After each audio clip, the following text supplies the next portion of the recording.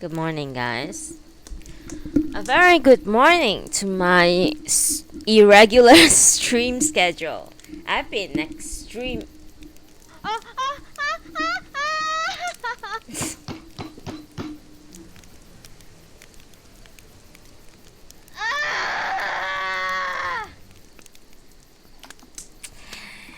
Yes,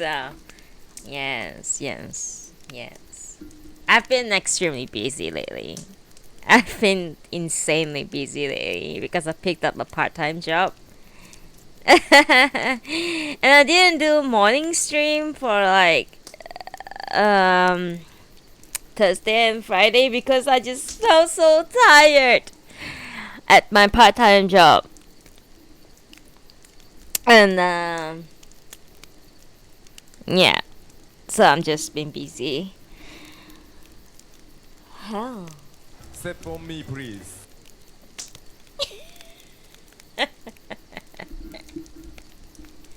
Thank you.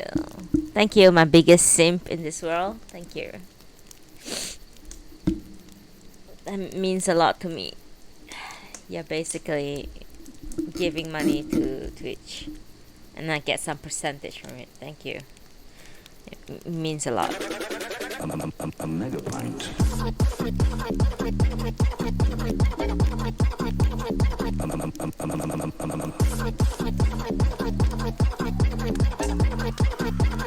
Mega pint of red wine.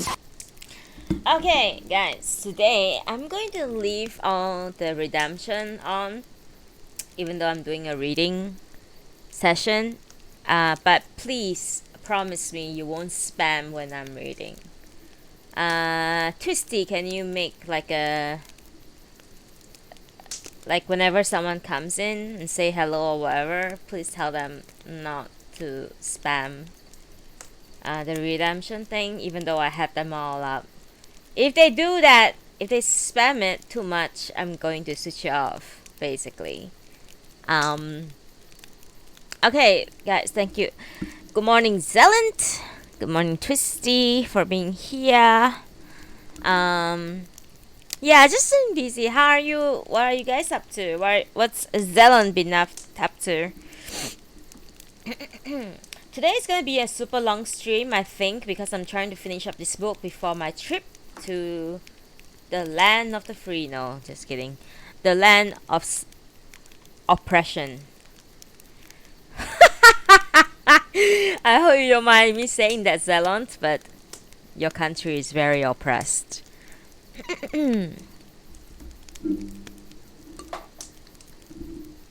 Aw, don't be down. I mean, I'm down all the time, but don't be like me. Take care of yourself. Yeah, I've been very busy.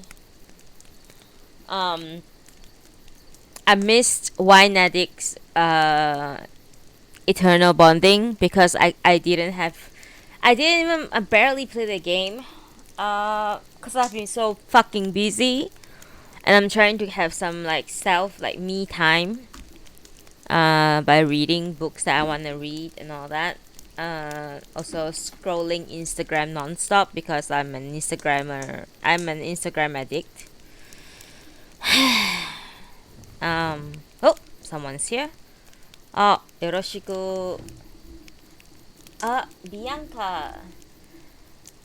Thank you so much for being here, Bianca. I hope you are in my channel right now. Tomorrow is a holiday. Tomorrow. Oh shit! You just reminded me. I have to make something. I have to do some work after this. Thank you for the reminder. Yes, it's your national day. Your national oppression day, basically. Yes, thank you, Bianca. Oh, thank you so much. Yes, thank you so much for being on my Twitch right now. Usually I do a little chit chat with my chat for about 5 to 10 minutes before I start reading. You may have missed most of the chapters of this book, Sweet Bean Paste by Durian Sakegawa, an amazing pseudonym. Sometimes I wonder if I wanted to Bianca, I would really appreciate if you would chat in the chat because I usually switch off my UI when I read. So I really appreciate if you chat in my chat instead because I have my second screen up, so I can like talk to you through there instead of the chat because I usually switch off like this, so I can't really see the chat in the game chat basically. I'm really sorry if that's inconvenient for you. Good morning, guys. I see there's 4 viewers right now. Good morning, guys. How have everyone been? I hope you guys had a really good weekend. Um, yeah, your yeah. Tomorrow is Zelon's country's National Oppression Day. Um, I need to do some work after this. I forgot about that. Yeah, so basically I do a little bit chit chat, like catching up with people. My last stream was on last Wednesday morning, like it's chill stream. I couldn't find the time or like energy to do readings because reading requires a lot of energy from me. But hey, it's okay. Today we are going to finish up Sweet Bean Paste by Durian Sakegawa because I have to finish this. Aw, hey Bianca, Maple Man. Thank you so much for being here. Thank you. I really appreciate it that you come into the chat. I really do. It's so much easier for me to like interact with you guys. Yeah. Through the chat instead of like because I don't like to have my UI on when I'm reading. It's very distracting and there's a lot. My UI is very messy, obviously. Thank you so much for being here. Thank you. Okay, so I have to finish up Durian Sakegawa Sweet Bean Paste today because I'm taking a 10-day leave. I'm going to Zelon's country for a holiday. Holiday and work actually. I got some work. I need to do some work there. But mostly holiday, just to like get out of my country for a little bit. It's due time because I haven't traveled since my last trip to Taiwan in 2019 November. I forgot. But yeah, it's really due time that I need to go out somewhere. It's not my first country that I wanted to go to. However, that's the best option and the nearest option so far. Yeah, so today's stream is going to be a bit long. I hope you guys will stay with me throughout. I have about 11 chapters to go through. Okay? But the good thing about Sweet Bean Paste is that the chapters are very short. So they are not very difficult to get through. The only difficulty... Thank you for the follow. Thank you, Maple. Thank you, Bianca, for the follow. I really appreciate it. Thank you so much. I'm just babbling right now. Okay, by the way, let me check who unfollowed. Like, every single time... Oh my god, I gotta tell you. Every single time I check my followers list, it always went down. Okay, it's accurate this time. Good. Alright, it's 116 out of 120. I'm trying to get to 120. And then after that, I'm going to try to get to 130. I'm not a very ambitious person, so... but a follow is a follow. I love you guys so much for being here with me. There are 6 viewers already, so I think it's time for me to start reading. And also, I don't want to like... I may take a lunch break in between if it's like way too long. But for now... I am very energized. I had my coffee. I'm drinking a aojiru, which is a green juice. And I have my genmai cha with me, so I'm gonna be very alert the only thing that's difficult with Sweet Bean Paste so far is that I often fall asleep like while reading it. It's definitely not one of my favorite book, I would say. But once you start a book, you can't not finish it because you can't review a book or you can't have an opinion. In my opinion, you can't give opinion of a book without finishing it. So yeah, So okay, 6 viewers right now. I'm gonna start reading right now. So give me 1 second, and I'm going. Give me 5 seconds. I'm gonna take a sip of my aojiru, and then we are going to start.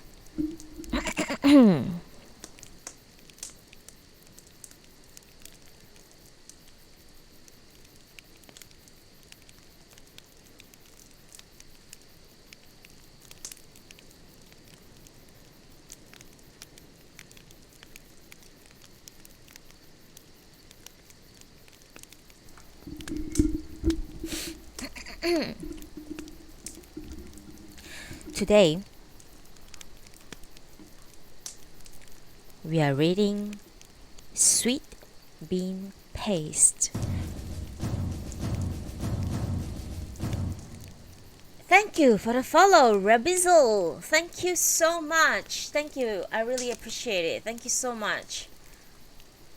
Thank you. And welcome to my Twitch channel, Ariana Nuna. I am Ariana Nuna. I have to introduce myself for a little bit. Sorry. I do reading content. I read a book, which is something like Audible does, but it instead of Audible is Noodible. Funny, funny, funny. But thank you for the follow. I really appreciate it. I really do. 3 more and I get to 120. Hell yeah. All right. I have to start reading. Okay. Today, we are reading Durian Sakegawa, Chapter 18.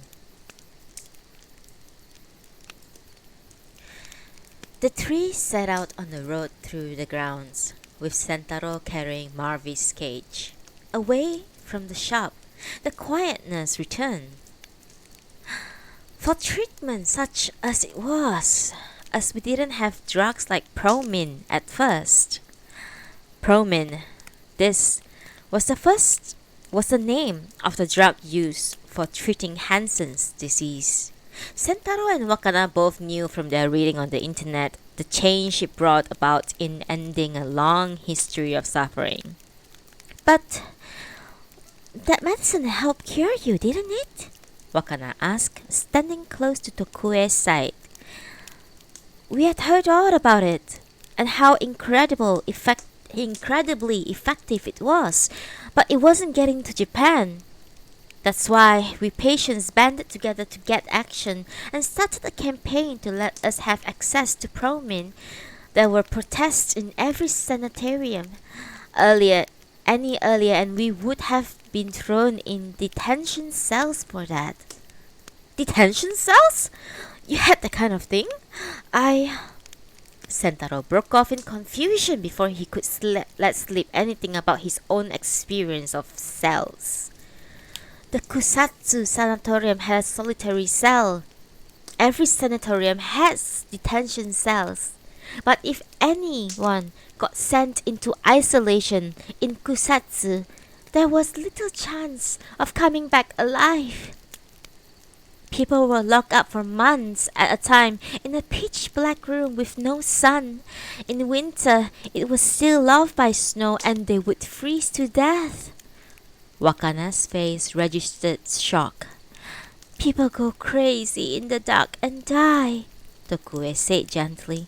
People from here got sent to detention in Kusatsu too, for starting a strike and died there. What must Tokue have seen here as a young girl, Sentaro wondered, and with thoughts of his own time behind bars, what must she have gone through? If I hadn't got sick, though, I wouldn't have given another thought to what happened to people with this disease. When I was little, I saw tramps taken away on police trucks because they were suspected of having leprosy. Public health workers came and squirted them mercilessly with white powder while they crouched down in the back. Because I had seen that kind of thing, I was scared of lepers. For a long time, after I came here, it was unbearable to have see them every day, even if I was one. Sentaro wanted to say something sympathetic, but words failed him.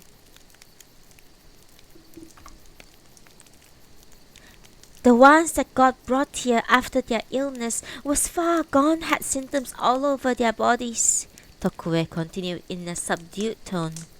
There were people with nodules, big lumps and scabs, that kind of things this illness does to you. Some had their fingers fall off, others their nose. It wasn't an unusual sight before the medicine became available. It was dreadful before It was dreadful seeing people suffering like that, knowing that's what would happen to me eventually. I was terrified. Tokue stopped walking. They had reached a lone small hillock that looked almost man-made. Late autumn grass blooms dotted the slope among the trees and shrubs. We all longed for home. This is where we came when we felt homesick.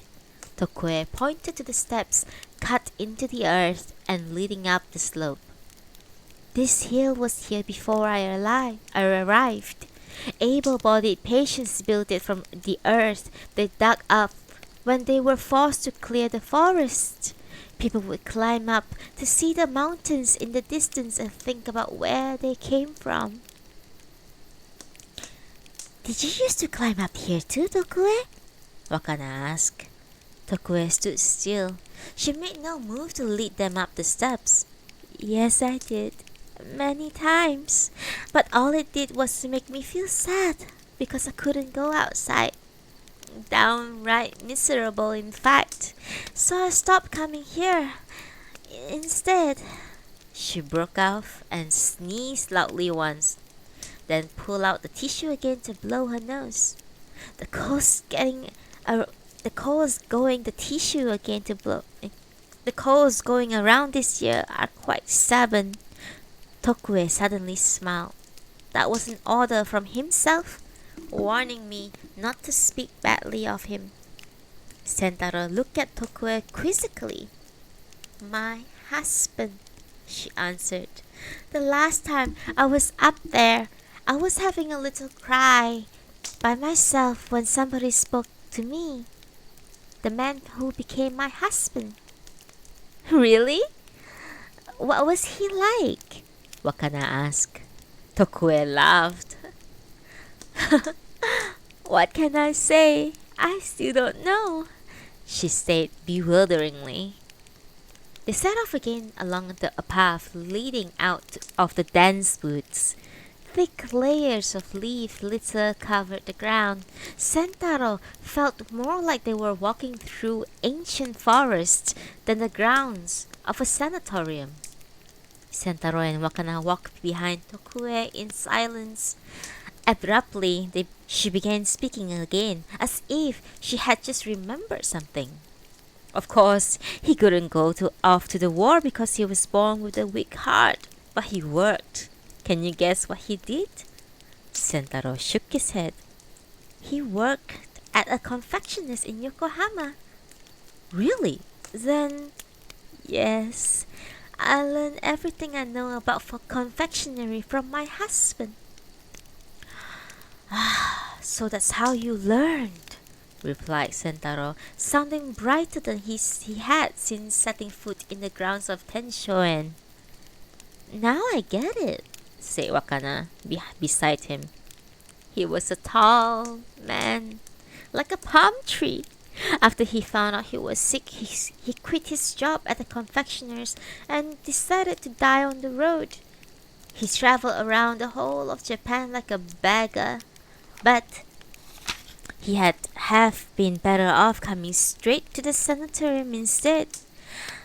I bet he wanted to escape all this, said Wakana.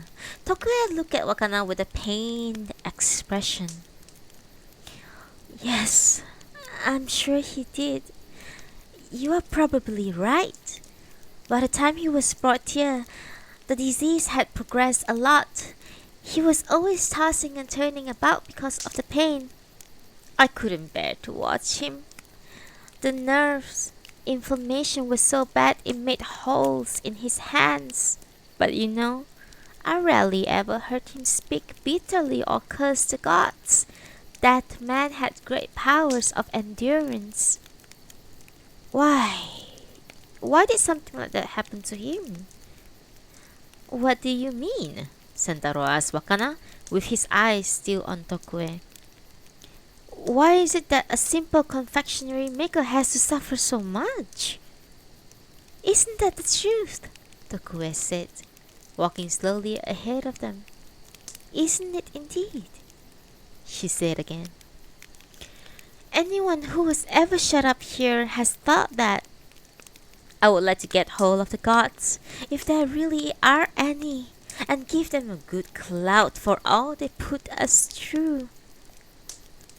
You have been through a lot, Sentaro said. Tokue nodded empathetically. Welcome, Shizu, Braveheart. Thank you for being here. Please have a seat anywhere you like, even on the carpet. Thank you so much.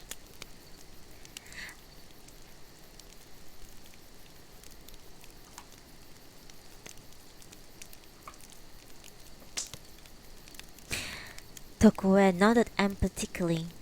But we just tried to get on with our lives as best as we could. She stopped walking. Sentaro and Wakana halted too. In the old days, the fire truck wouldn't come here if there was a fire. Police wouldn't come if there was a crime. That's how isolated we were. We had to do everything for ourselves. We formed our own neighborhood associations and even made our own money. We had currency you couldn't use anywhere except here. Even money? Wakana's mouth fell open. Tokue nodded. That's right, she said. There was no choice. We all had to pull together to get by.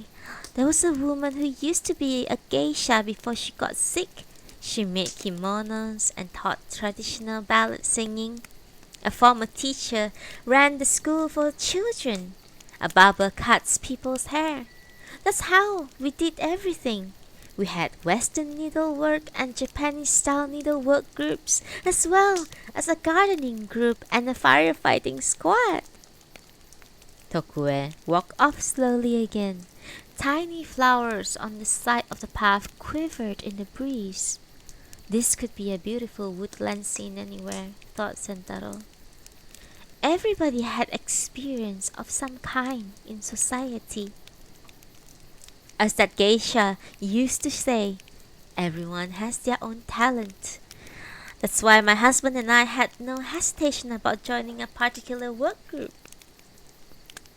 Tokue looked back, her head framed by the delicate wildflowers in the background.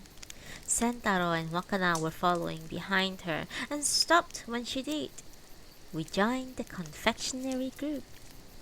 There was such a thing? Sentaro said. Yes, there was. Had been for a long time apparently. In the beginning it was just people who got together to make pounded rice at New Year and kusamochi pounded rice cakes with mugwort and sweet bean paste in the spring. I guess it was started by a professional confectionery maker who came here in the past. So that's why you were making sweet bean paste for the last 50 years. Sentaro clapped his hand. At last, the mystery was solved. We didn't just make sweet bean paste, We did Western-style confectionery as well. And that's why you thought of putting cream in dorayaki, said Wakana excitedly. That's right, Tokue smiled. The Tensho and Confectionery Group, Sentaro repeated. Yes, it's been going on a long time. We had to do something to make life better. With this disease, the eyesight gets weaker and sensation in the fingers and toes is gradually lost. But for some reason, sensation in the tongue is the last to be affected. Can you imagine what it's like for someone who can't see or feel to taste something sweet? Sentaro drew a long breath. He didn't know what to say. Wow, said Wakana and fell silent. You have had a hard time, said Sentaro, recovering himself. Tokue mumbled something indistinctly. The one who really had a hard time is in there, she said with a faint smile, pointing her crooked fingers along the path to where it ended and woodlands gave way to bushes. They saw a stone tower looming over a clipped grassy area. That's where my husband was laid to rest, Tokue said as she approached the tower with slow, deliberate steps. In the old days, if it got out that someone had leprosy, the rest of the family had to leave their home too. That's how strong fears about it were. It's also why most of us had our names struck from the official family registers and never got them restored. Tokue Yoshi is the name I was given when I came here. What? Sentaro stared at Tokue. It's not your real name? Wakana too was wide-eyed in disbelief. That is right. It's not my real name. Really? I can't believe. Sentaro couldn't finish a sentence and fell silent. Wakana said nothing. They reached the stone cane and stopped in front of it. This is the charnel house for those who die at the Tenshoen. What's a charnel house? Wakana asked. A place to put bones. We don't have graves. My husband Yoshiaki is here too. Free from pain at last. I am sure he's dreaming of his favorite bean jam buns. Tokue put her hands together. Yoshiaki, I brought some young people with me today. Sentaro watched a small frame from behind. He put the bird cage down and joined Wakana as they put their hands together in prayer. A bulbul sang a long melodic warble and Marvy twittered in reply. Tokue dropped her hands. When the day we came, we were finally allowed to leave this place. I thought I could return home, but it was difficult. My mother and brothers were dead by then. I got in contact with my sister, but she begged me not to go back, so I could not. I had nowhere to go back to. Yoshiaki didn't have any family who would take him back either. The bones of more than 4,000 people are in there. When the law changed, for one happy moment we all thought we could go home. But more than a dozen years have passed since then, and almost no one has come forward to take us back. The world hasn't changed. It's just as cruel as it always was. Tokue spoke flatly, as if talking about someone else. Then she turned to Wakana and smiled. Sorry to burden you with so much sadness today, my dear. But I tell you, it's a weight off my chest to be able to talk about it. Thank you for listening. Wakana shook her head quickly, side to side as if to say, not at all. Tell me more if you like, she said. You too, boss, said Tokue, turning to Sentaro. Thank you. Not at all, really. You are doing us a favor for taking the cannery. Besides, I want to ask your advice about something. May I come again? Tokue looked at Sentaro and nodded. I would like that, but... Her voice trailed off with an unspoken thought. A wide path led them away from the charnel house.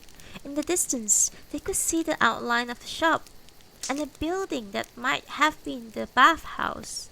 They could have come directly on this path, but Tokue had chosen to take them on the longer, more indirect route through the woods. As they were heading back through the center of the park again, Sentaro felt a tugging sensation at his back. He turned around and saw the stone cane from the charnel house. 4,000 souls. 4,000 people who never went home. He felt their eyes boring down on him from above.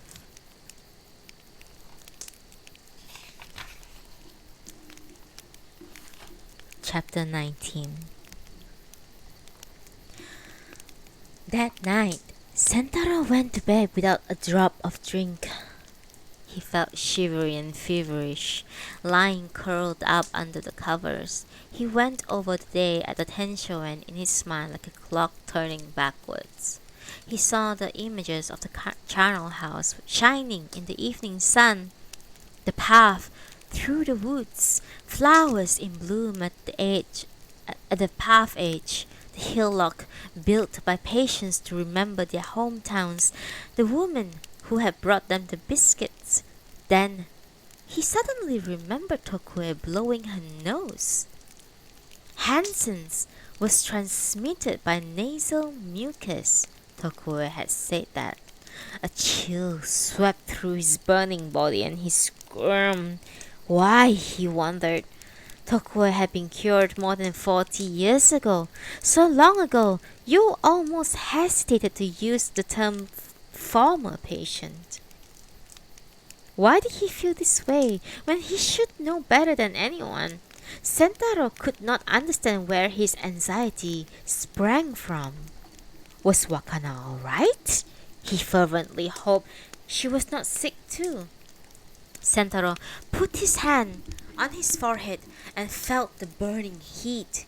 He recalled Wakana keeping her face down and averted the whole time on their way back.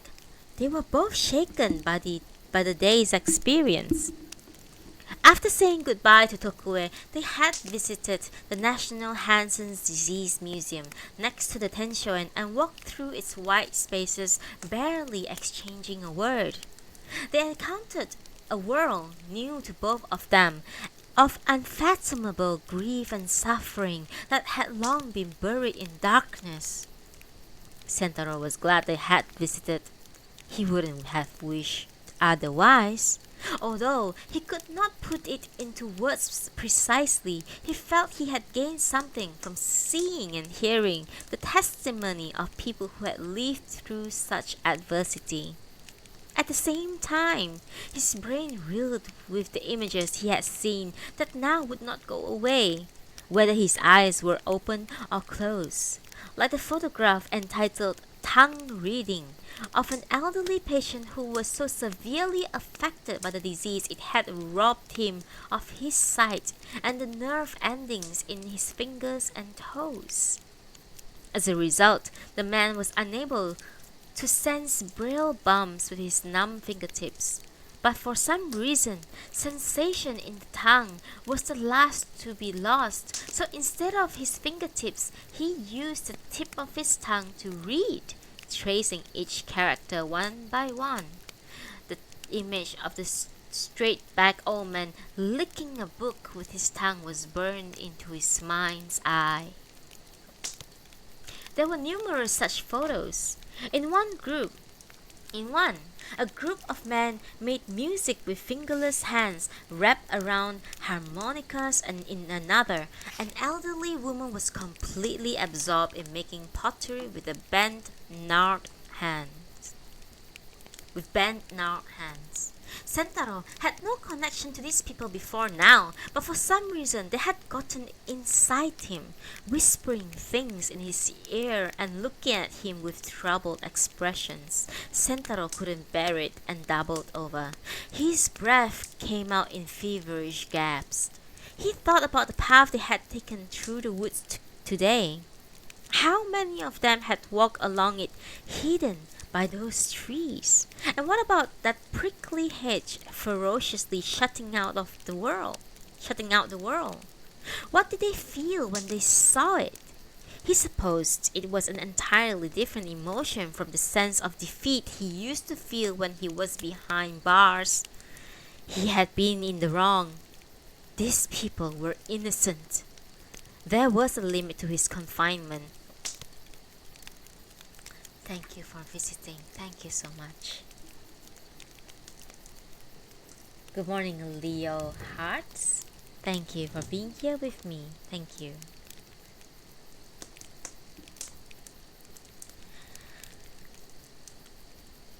He supposed it was entirely different emotion from the sense of defeat he used to feel when he was behind bars.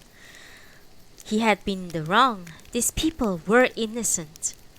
There was a limit to his confinement, but when they had entered the law ordained, they would be there for the rest of their lives. If it had been him, what would he have felt and thought as he walked around those grounds? Would he have felt deep anger? Or then again, perhaps he would have done his best to forget about the world outside.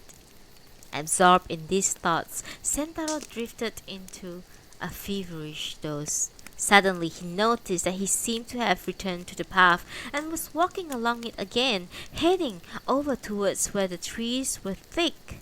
He went a little further and came to a clearing of cut grass. On the edge of the clearing, a young girl stood wearing a rough cotton kimono. Sentaro immediately knew who she was. A 14-year-old girl who had been brought here, not understanding why.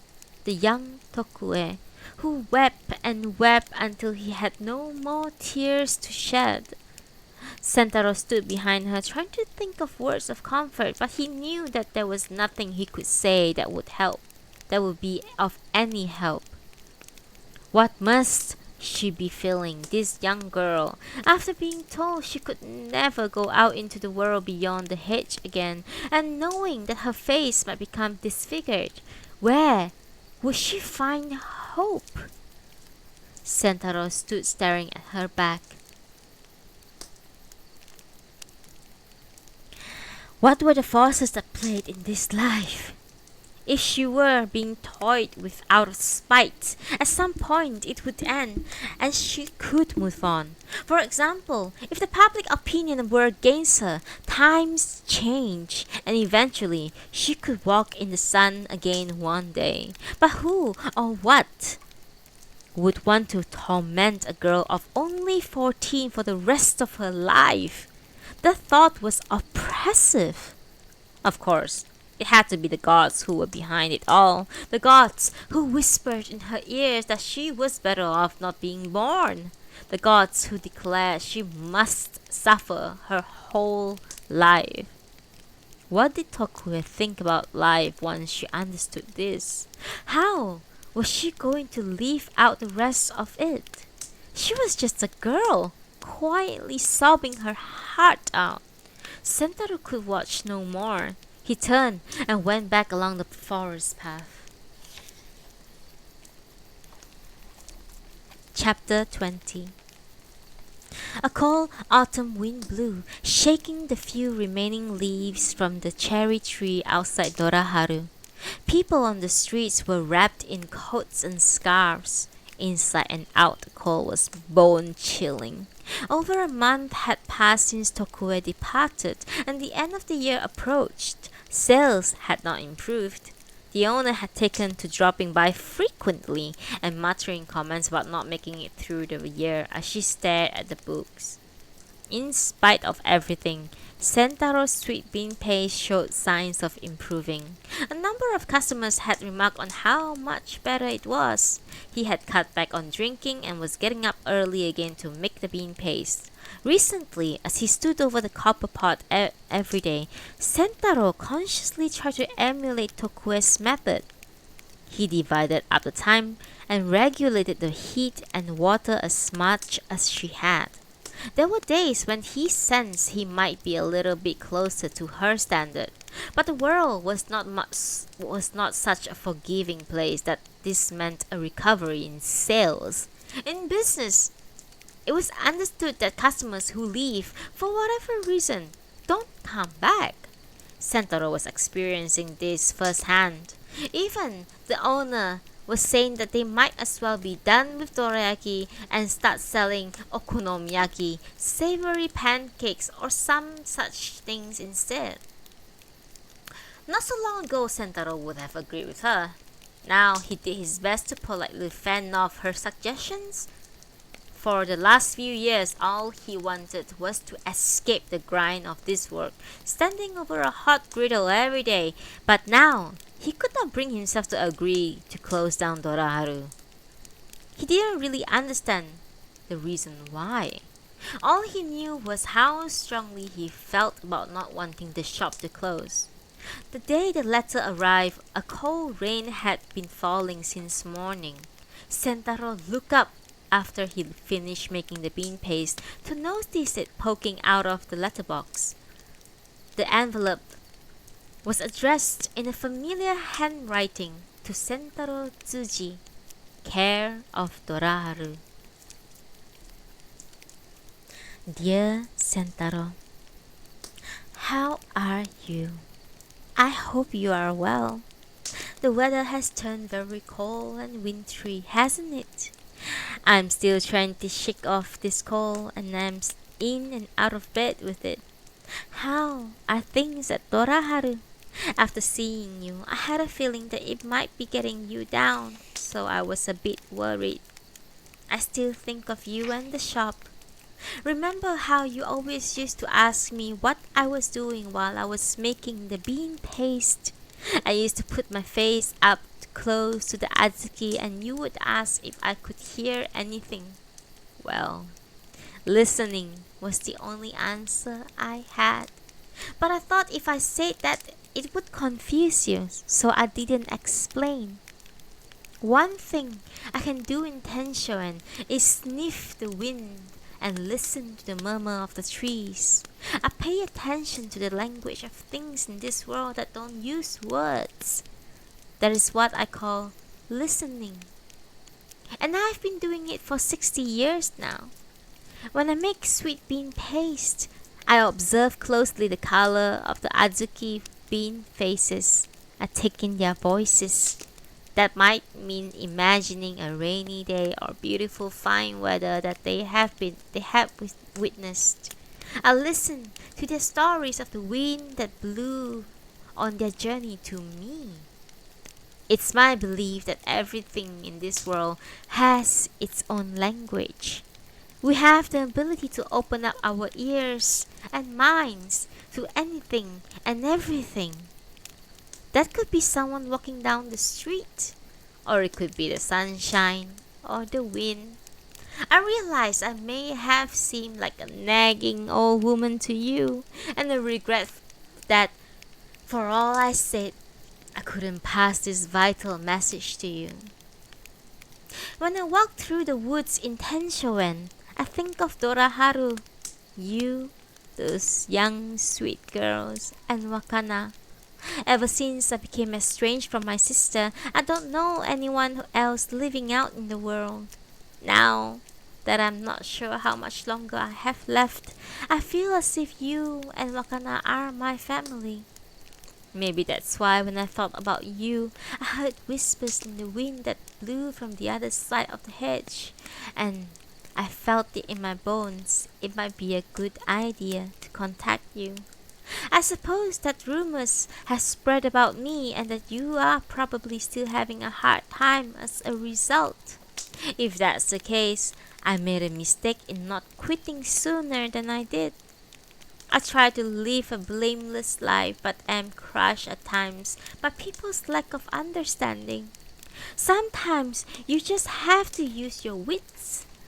That's something else I should have told you. But now, you and I have to get over this. It is sad, but it cannot be helped. Please take pride in yourself as a professional confectioner and do the best you can to get through this. In any case, I feel sure that you are capable of creating your own dorayaki. I've been making sweet bean paste for a long time, but that doesn't mean you have to do everything the way I do. It's important to be bold and decisive. When you can say with a certainty that you have found your style of dorayaki, that will be the start of a new day for you. I firmly believe this. Please, have the courage to go on your own way. I know that you can do it. Yours sincerely, Tokue Yoshi. P.S. Marvy is doing well. He loves green leaf vegetable and eats a lettuce leaf every day. The only thing that worries me is that he started saying that he wants to go outside. I don't know what that's all about. Please come and see me again with Wakana. Let's talk about it then. Sentaro read the letter over and over again. He even forgot to turn the griddle on. Tokue's voice echoed from each character written in that distinctive wavy handwriting. He felt as if she were standing right there speaking to him. Since there were no customers in sight, Sentaro ran to the convenience shop to buy writing paper. Dear Tokue, thank you for taking the trouble to write when you are still not well. I read your letter here in the shop many times. I don't remember feeling so heartened in a long time. Listening is a good word. I like it. Now I know that what you were doing and you had your face up so close to the beans, you were looking at each one and drawing on 50 years of experience to bring out the potential of every single bean. I knew you were looking at them carefully, but I thought you were only concerned with getting the right heat and rinsing the right number of times to remove bitterness, things like that. I never dreamed you were listening to them whisper about where they were born and brought up. If anyone else but you had told me this, I would not believe it. Mostly because I have never actually listened to language in the way you describe. But then, I didn't even listen to my own mother, which is something I never spoke of. There was a time I couldn't go out into the world either, but for a very different reason than yours. As a rule, I don't tell people about it, but I think it would be good to tell you now. A few years before I started working at Toraharu, I broke the law for no particular reason. I went to jail as a result and spent the time looking up a small patch of sky. My mother came to see me several times, but we never exchanged more than 2 or 3 words. She passed away before I got out. By the time my father found her, she was already dead of a stroke. Of course, I said necessary apologies to my mother, but that was all. We weren't speaking much at this time, so I couldn't tell her anything or hear what she had to say. The thought of that is painful even now. It weighs me. It weighs heavily on me. I gave up on my own mother, and I'm still a failure. Sorry to go on too much about myself, but this is who I am. However, after spending all the time making bean paste with you, I feel like I might have changed a little. I feel like I might have changed a little. Up until now, all I could think about was paying off my debts so that I could leave Doraharu, but now I feel attached to the place. You are the one who brought about that change in me. That's why I believe in you and your sense of things. I still can't feel it myself, but I like the idea that everything has its own language and that we can be sensitive to it. The fight at Doraharu still continues. A few customers have good things to say about my bean paste, but I'm still a long way off being able to pull in customers, way off being able to... Oh my god, I keep messing up the sentences. Hang on, give me a second.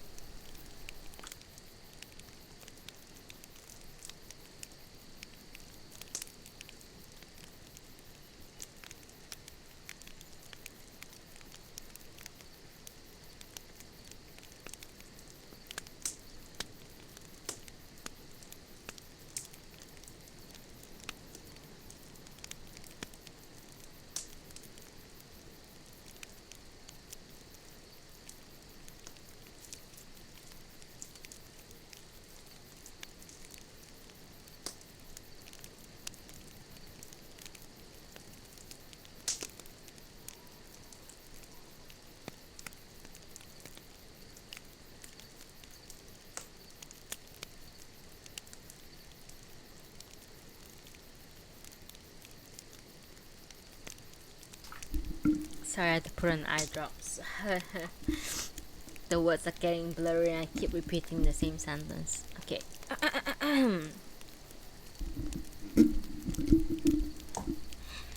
A few customers have good things to say about my bean paste, but I'm still a long way off being able to pull in customers with it. To tell the truth, I am in a very bad position right now. I'm afraid the wind might have blown word of my worries in your direction. The other day when we came to see you, I had another favor I wanted to ask you besides the cannery, but I was so overwhelmed by everything I heard and saw that I couldn't bring it up. I know that it is selfish of me to mention this when I ought to be worried about your health, but I still need you to teach me something. I can, more or less, make sweet bean paste now by copying what you do. But when it comes to going beyond that, making my own kind of dorayaki, I had no idea what to do or what directions to take. If I could make my own style of dorayaki, like you said, maybe a time will come when customers start lining up again. It would save Doraharu and would be a new start for me too. The other thing is, I would really like to learn more from you about confectionery in general. I have a feeling that if I could, some things might become clearer to me. Can I please come visit you again at the Tenshoen? I also have a chat with Wakana about the cannery. She's in her last year of middle school at the moment and might be busy with the exams coming up. I can't make any promises right now about when we can come to see you together, but I will make the time to come by myself. I hope to talk with you about a lot of things when I do. Well, I will stop here. I am sorry this letter is all about my troubles and failings. The weather is getting much colder now, so I hope you will take good care of yourself and not let your cold get any worse. Yours sincerely, Sentaro Tsuji.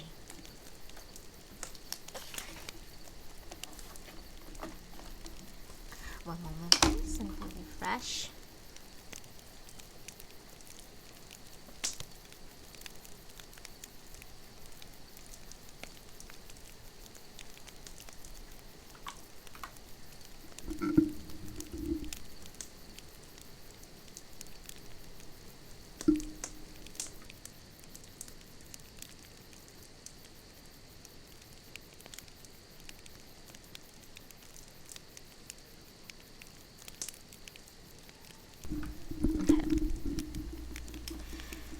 Chapter 21. The new year arrived, bringing rain mingled with snow.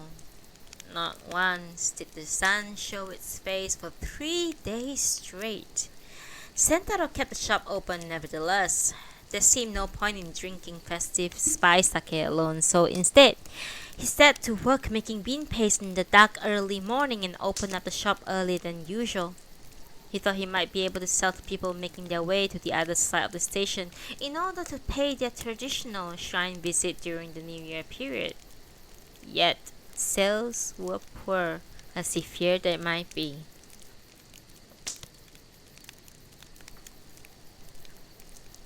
When the owner came to check the books very early in the new year, she sighed pointedly and muttered again about turning Doraharu into another kind of food shop.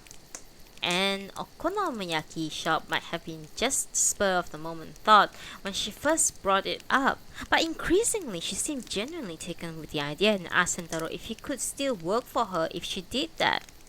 Sentaro gave no sign of agreement. "Let's give dorayaki a go for a bit longer," he told her.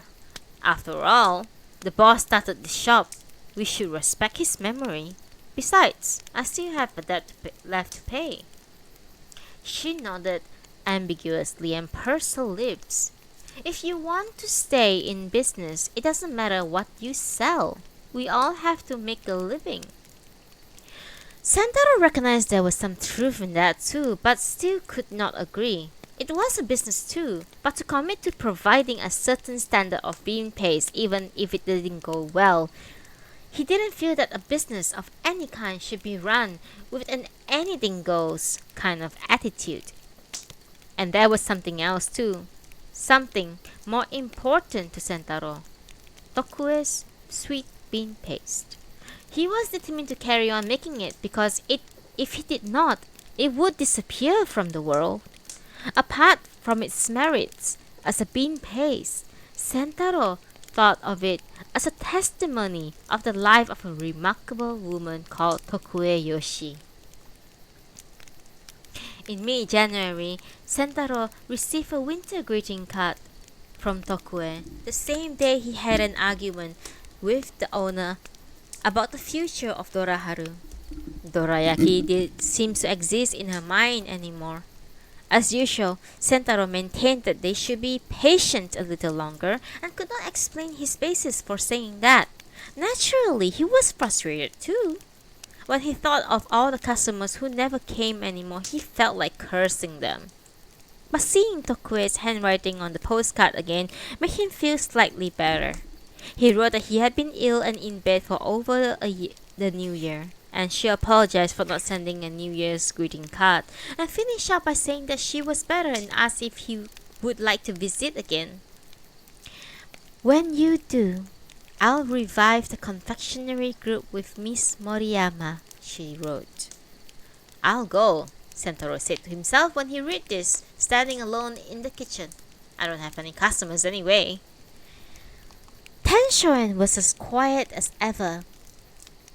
With the trees now bare of leaves, the stillness seemed to penetrate even more keenly. A biting cold wind blew through the grounds beneath a clear, sunny sky. He followed the same route as last time, to the shop where he was to meet Tokue. The deserted path was cloaked in silence. He met nobody along the way. Reaching the shop, he passed through the entrance and his feet stopped. Tokue. He was shocked by the alteration in her appearance. Miss Moriyama, who had given them the twill on his previous visit, was by her side. "Hello," he said as he approached the table. "It's been a while." Sentaro was shocked by Tokue's appearance and tried not to let his agitation show. Though it was only just over a month since they had last met, she looked as if years had passed. She returned his smile readily, but her eyes were hollow and her cheeks sunken. "Tokue, you have a rough trot with that cold, it seems." "Yes, I have. It's been hard going. I couldn't eat." She ran her fingers through her tousled white hair that stood up in waves like the bark of a palm tree. "She was very poorly for a while. At one stage I thought I would have to call you. Miss Moriyama," her own disfigured face into something resembling Munch's scream, was to illusion how gaunt Tokue had been. "Oh, get on with you. I'm better now. Sorry, but I thought you were going off after your husband for a while there." "Not for a while yet. I have to finish teaching the boss here to make the confectionery group's sweet bean paste." Despite her gauntness, Tokue's voice had a surprisingly bright spring in it. "Are you really all right?" Sentaro said, peering at Tokue's face. She waves her hands as if to shield herself from his searching gaze. "I'm better now, but it was hard over the New Year, so I kept to my bed." "I'm sorry I didn't realize earlier," he said. "Oh, don't worry about that. I'm just glad you are here now." Miss Moriyama stood up and left the table, giving them a few moments alone. She came back a short while later holding a tray with both hands. "Here we are," she said, putting the tray down. On it were 3 bowls with steam gently rising from them. "I heated it up on the stove out the back." Sentaro looked into the bowl. "Oh, We are doing a rerun of New Year, said Tokue, putting her hands together in a gesture of thanks for the food. It's sweet bean soup, the confectionery's group specialty. Miss Moriyama sounded cheery too. The sweet bean paste that Sentaro knew so well glistened inside the bowl, each sparkling being bound to all the others in the thick soup. The rich, sweet aroma wafted over to the nearby seats. Smells good, came a voice from another table. Please start. Miss Moriyama placed a bowl in front of Sentaro. Eat it while it's hot. I think you'll find it to your taste even if you don't have a sweet tooth. Tokue encouraged him. Sentaro had never actually managed to consume a bowl of this traditional sweet New Year's dish before, but after the first mouthful, his face relaxed. This is so good, the words tumbled out spontaneously. The sweetness seemed to melt away the tension in his cheeks and necks and was followed quickly by a feeling of relief. Toku dear, don't forget the rest, Miss Moriyama said. Oh yes, that's right. Sentaro, try this as well. Tokue took a small plastic container from her bag and tipped the contents into the dish. This is so good. It's Toku's special homemade salty kombu. Salty kombu? It's not the same without it, said Miss Moriyama, taking a pinch of the kombu. Perfect, she said, nodding to herself. Sentaro also reached for a piece. It was cut into strips of just the right size in length and width, and gave off a pleasant plum scent that tickled the back of the nose. He put it in his mouth and felt the moist, firm texture. Oh, this tastes of pickled plum. That's right. I use pickled plum and shiso. Sentaro tasted the soup again in admiration. This is amazing. He gave the two elderly ladies a curious look. How do you make this soup and the kombu? He knew, of course, there was no easy answer to his question, but it was the only way he knew how to convey his feelings. Tokue giggled. It's not difficult. This is the confectionery group standard. We make it every New Year. That's right. Toku was sick this year, so I managed to do the soup myself, but I had to use the bought kombu. Today, Toku stirred herself into action at last to make her pickle in time for your visit. Thank you very much, Sentaro said. He looked at his bowl and noticed it was nearly empty. I've never had a sweet soup like this before. Oh, isn't that lovely, Toku? He seems to like it. I didn't know that sweetness could be this mild, and the flavor of kombu just seems to expand in the mouth. We put a bit of salt directly in the soup too, you know? But only a pinch because of the kombu, so you can't really tell, Tokue said, and at last took a mouthful herself. She looked into the distance while assessing it, then her gaunt cheek relaxed into a smile. The balance is just right. Sentaro and Miss Moriyama both nodded vigorously in agreement. Boss? Yes. Tokue put the bowl down and looked at Sentaro straight in the eye. I would say that my bean paste is just the tiniest bit on the salty side. Yes, I can tell that, he said. On the other hand, she continued, that bean paste that you were using at that shop, it had absolutely no... That Chinese paste? No, it didn't, Sentaro agreed. That's why I thought it was sticky and the sweetness had no pep in it. Tokue was right. It was a question of taste, but Sentaro had always tired of that bean paste, which of course non-salted after a mouthful or two. I have the feeling that men like you who like to drink prefer bean paste with a little salt in it. Oh, that's why I can't eat it. Oh, that's why I can eat it. You don't have much of a sweet tooth, but you still like my bean paste, which means that the salt is probably helping. No, the way you handle the beans is extraordinary. But if there was no salt at all, you probably wouldn't like it as much. Maybe. Everyone's here is the same, Miss Moriyama said, looking around her here. When we serve bean paste to men, they always say they like it better with a little salt. Boss, do you think it... Which do you think is saltier? My usual bean paste or the soup you had today? Tokue continued. Sentaro was baffled for a moment, not understanding exactly what he was being asked. Then his eyes lighted on the plate of salty kombu. This soup maybe, because we ate it with salty kombu. Yes, it's a big difference. So that's why you could eat a whole bowl full. Because I like to drink? It's not too much of an ordeal for you to eat bean paste with a salty flavor. No, it's not. But when you make bean paste, you don't put a lot of salt in it, do you? No, because if I did, it will all be ruined. If that's so, what about this soup? Salty kombu has a high salt content. Well,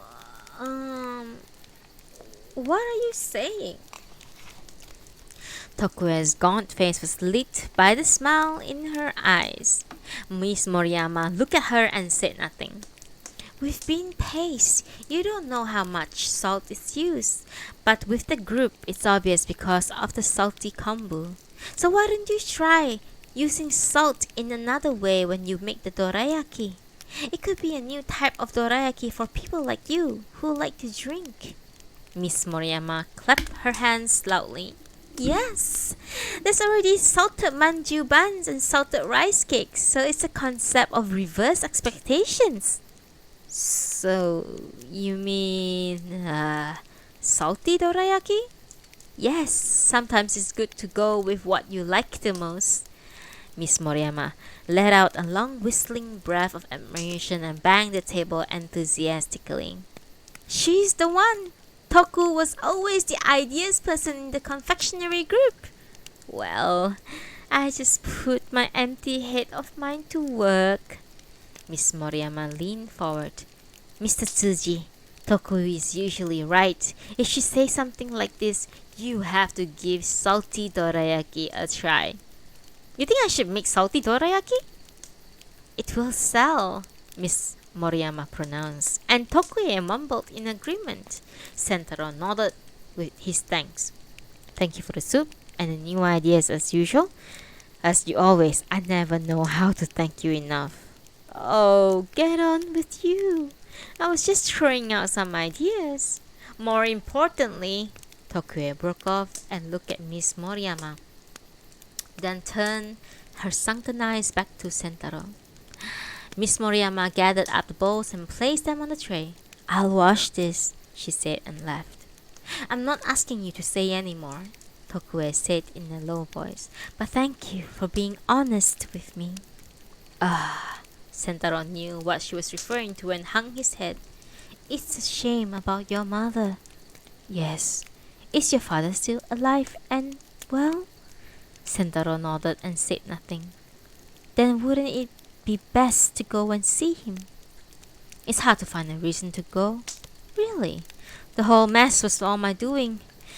It was hard, especially for my mother. I did something that couldn't be undone. But you paid your dues in prison. Yes, then you have to start over. Sentaro hung his head, unable to look at Tokue in the eye. He stared at the salty kombu on the plate. I thought about it a long time, too, how to start over. The boss came to my rescue and I started working in that kitchen, but... Sentaro paused. All I thought was getting away from there. But it's no wonder you don't like sweet foods. Yes, but... Sentaro drew a deep breath. Now I want to keep the shop going. Do it my way. I can see that. I can definitely see you making your own style of dorayaki. That's why. What? Well, To tell the truth, there's nothing more I can teach you about making bean paste. It's up to you now to It's up to you now. Just do what you want. Have confidence in yourself. Tokue's eyes glistened. You can do it, Sentaro, she said.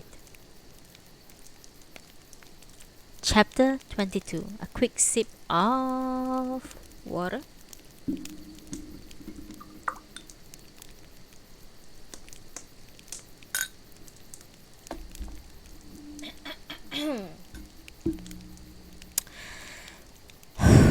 Chapter 22.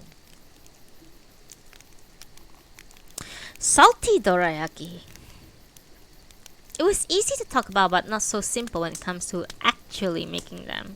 Sentaro asked his suppliers to get him well-known brands of natural sea salt, such as Ako from the Seto Inland Sea or Yanbaru from the Okinawan island of Iejima. But before he could reach to a point where the quality of the salt would make any difference, he had to grapple with the problem of exactly where and how to add salt to the dorayaki in order to make a new kind of confectionery. That was the part that he couldn't figure out. At first, Sentaro tried increasing the amount of salt he mixed into the bean paste. Ordinarily, he would add only a pinch to a 4 kilogram batch, 1 gram at the most. He tried increasing it to 2 grams, then 3 grams. And something mysterious happened when he did. The salty flavor stood out against the sweetness, clear and fresh, an unexpected blossoming of flavor. The taste was fleeting and not overpowered by the sweetness. He found it refreshing. But that was only when he added salt in the minute quantities. Once he increased the amount of salt, specifically to 3 or more grams per 4 kilogram batch, the flavor abruptly turned coarse and lost all its subtlety. It was like an over-salty soup that became inedible beyond a certain point. Not a taste he could serve in a dorayaki. No matter how much he thought about how to add the salt into the bean mixture, Sentaro could only come up with using the same method he always had. To cautiously add tiny amounts as he mixed the bean. Not only was that the most he could do, it was, he felt, the only way. What should he do then? The obvious answer was to try adding salt to the pancakes, so he decided to experiment with the batter.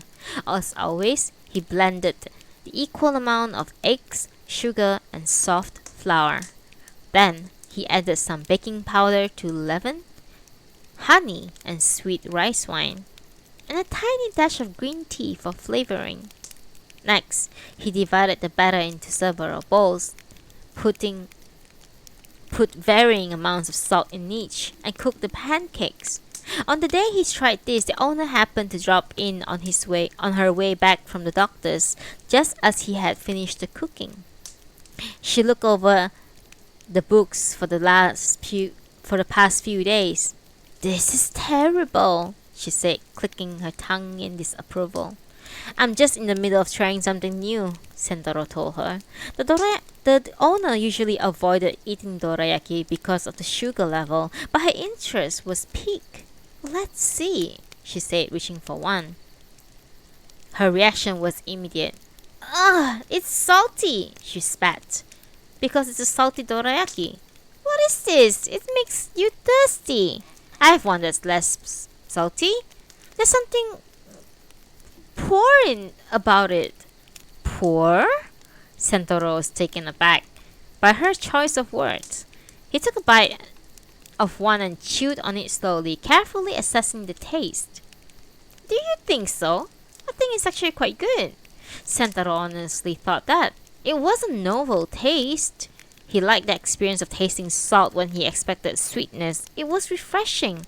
But after taking a second and third bite, he began to see what the owner was getting at. Unlike the impression left by the first mouthful, now there was only an unpleasant salty aftertaste. At the same time, the rich, rounded flavor of the pancake faded. The trick was shamelessly exposed. I see what you mean, Sentaro said after he finished eating it. You don't feel like eating another one, he looked at her. It might catch people's eye. You could try selling it. The owner spoke flatly, and to Sentaro, she might as well have been saying she disapproved. There was no changing the fact, however, that Toraharu was in a tight corner. In fact, if they didn't come up with something new, there would be no future.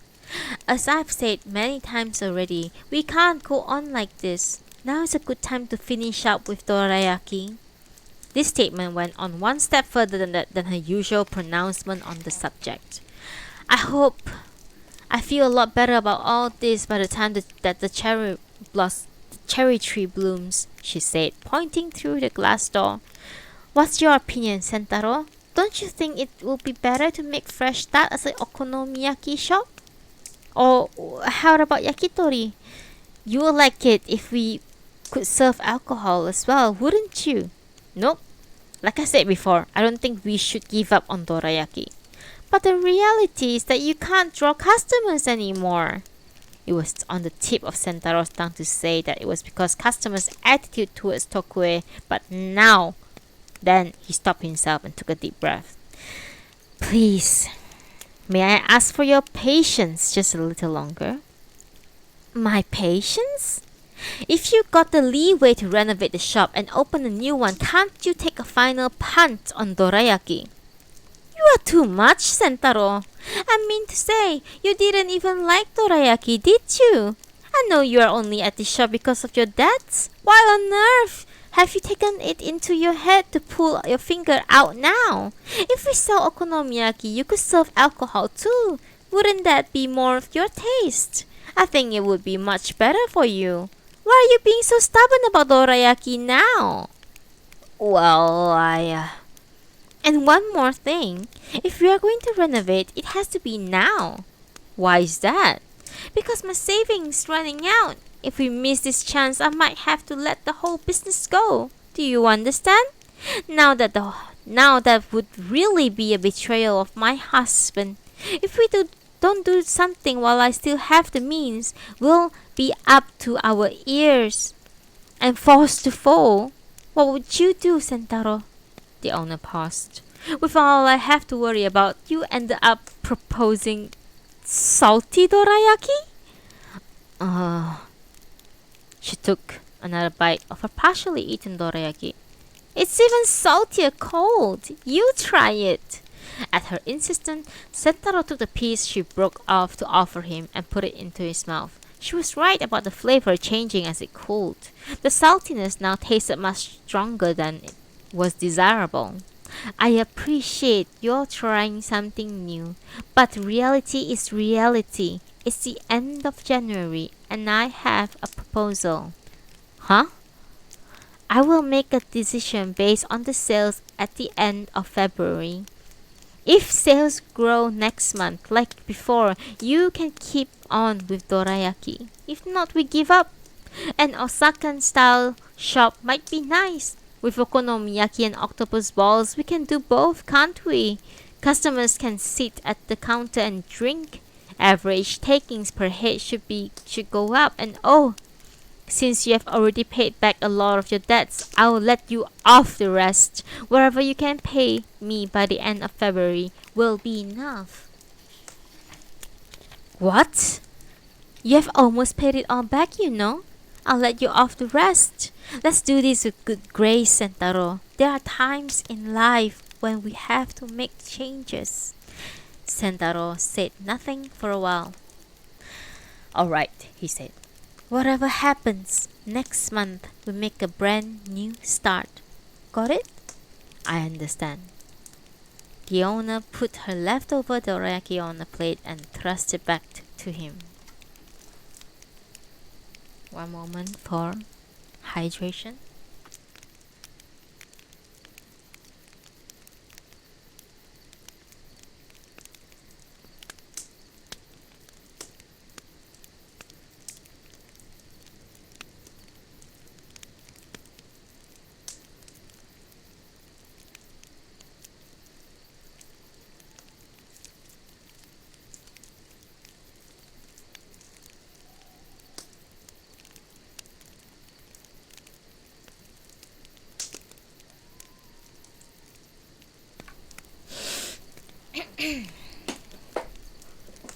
Chapter 23.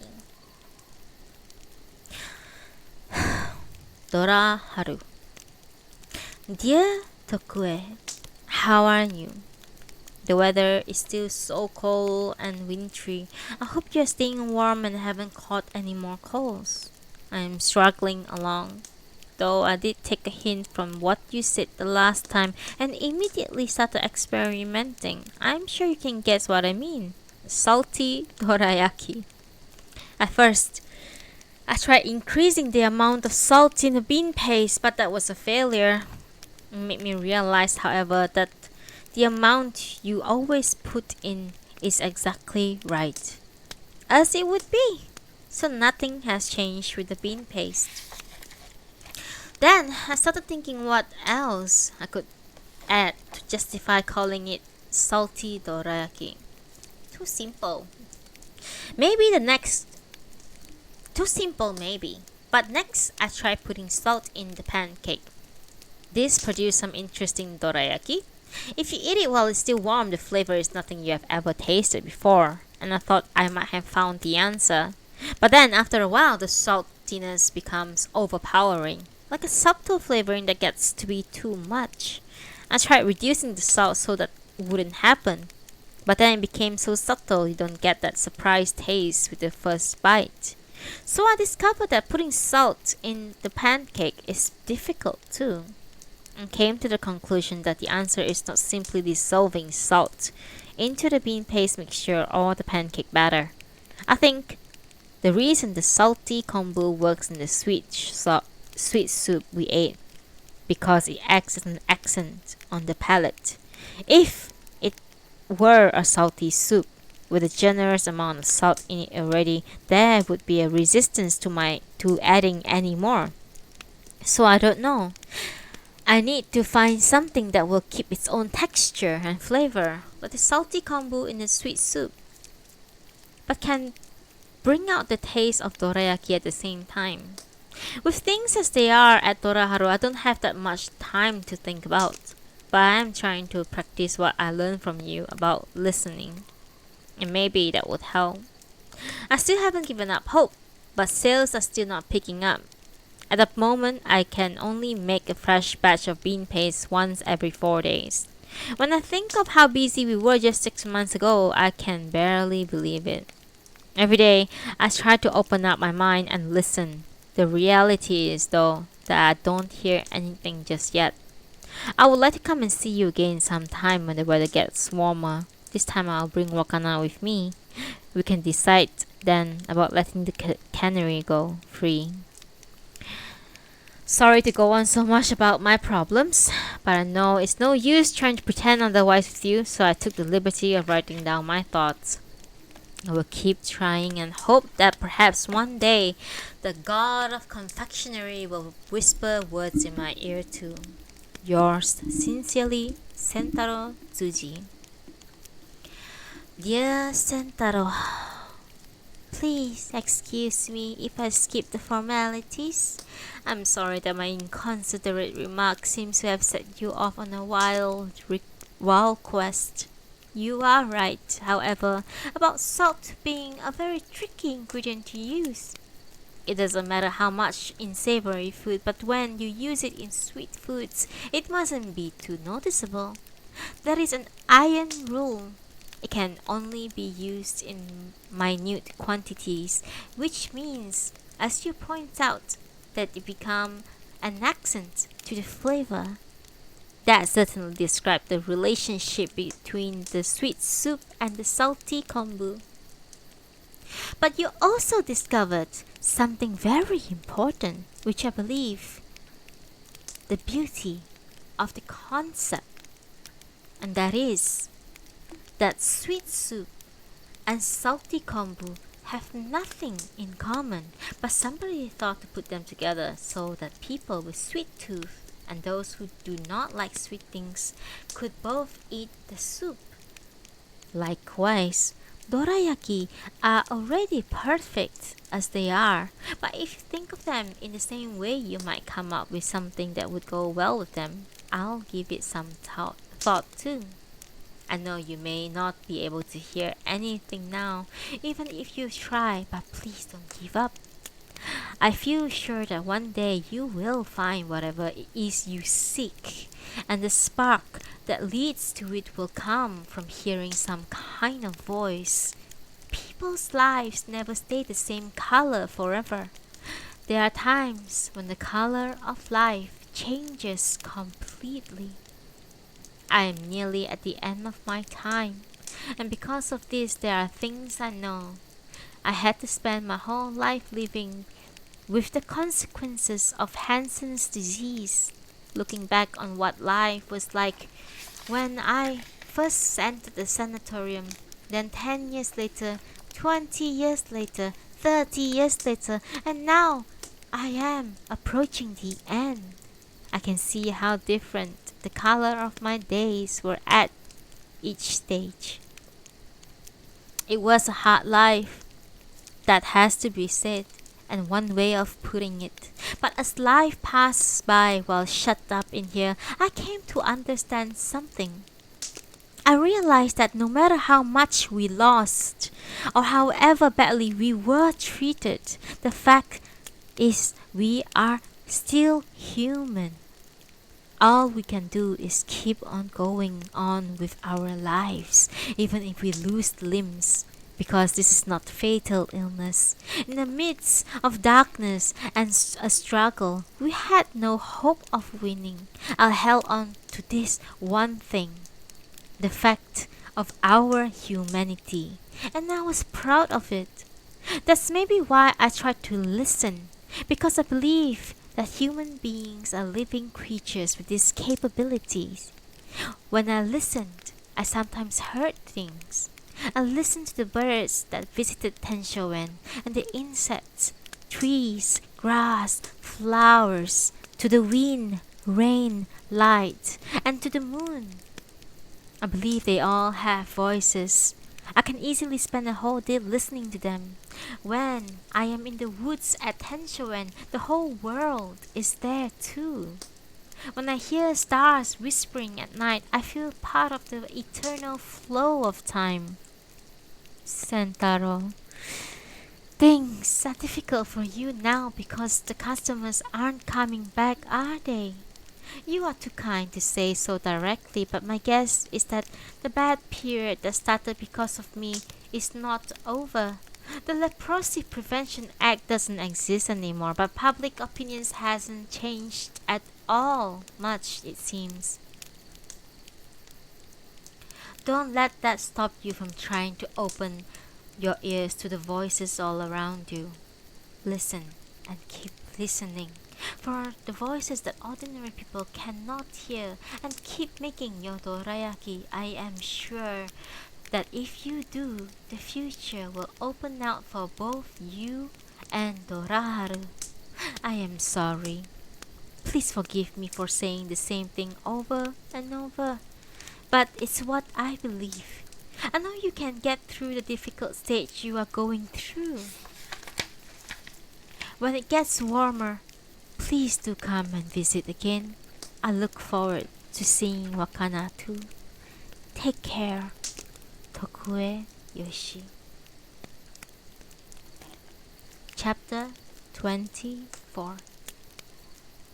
The end of February approached, bringing it the winds heralding spring. Gusts rolling in from the south shook the tiny buds that were beginning to appear on the cherry tree outside the shop. As temperatures rose, more and more people could be seen walking with coats tucked under their arms. Sentaro kept the window closed almost completely to prevent dust blowing into the shop, but he left a small gap through the window, which he called out freshly cooked dorayaki. Bit by bit, sales were picking up. Although Sentaro had not given up on the idea of salty dorayaki and was still mulling over how best to make them, the turn of the season seemed to bring about a change of heart in former customers, who began to drift back and show their faces again. They stood outside the shop, self-consciously making remarks such as, "It's been a while," or "I suddenly feel like eating a dorayaki," Sentaro merely responded with a smile. There was a slightly softening in the owner's face, too, as she went over the books. "If you keep on like this, we might be able to make a go of it," she said sometimes. Sentaro was cautiously optimistic, believing that although the crisis was not over yet, he did at last have some breathing space. Then one day, in the still of evening after the wind had subsided, the owner appeared through the door near the counter. She was followed by a gum-chewing young man. "This is the shop owner, Mr. Tsuji," she said to the youth, pointing her chin in the direction of Sentaro. "Tanaka's the name," he responded, still chewing, with a nod of greeting that could only be described as perfunctory. "I've been thinking things over and—" The owner paused. "I know this is sudden, but look here, Sentaro. I want you to work with this lad." She looked at him. "Come on," she urged. Tanaka took a step forward. He looked about 22 or 3, wore his jeans low over behind in the current fashion. "Work with?" Sentaro repeated, not getting her meaning. "He's my nephew. He went to cooking school and got a job at a restaurant but had trouble getting on with some people. You know how it is with kitchen and cooks. It can be a tough world." Her tone rose as if asking Sentaro to agree with her. "So then he was in a position where he had to quit," she continued. "And all winter he has been just hanging around, isn't that right?" Tanaka gave a forced smile and cocked his head bashfully. "Now, Sentaro, I want you to listen to me. Because I have made an executive decision as an owner of this shop. Next month, we are renovating. I want us to sell dorayaki and okonomiyaki from now on. We will sell savory food as well as sweet." "Renovate?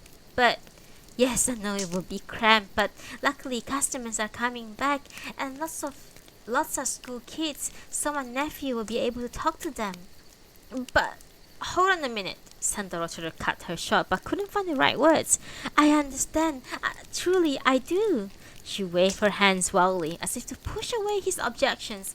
"It's sudden, I know, and I feel bad about that, but you have to realize that at my stage of life, I need to think seriously.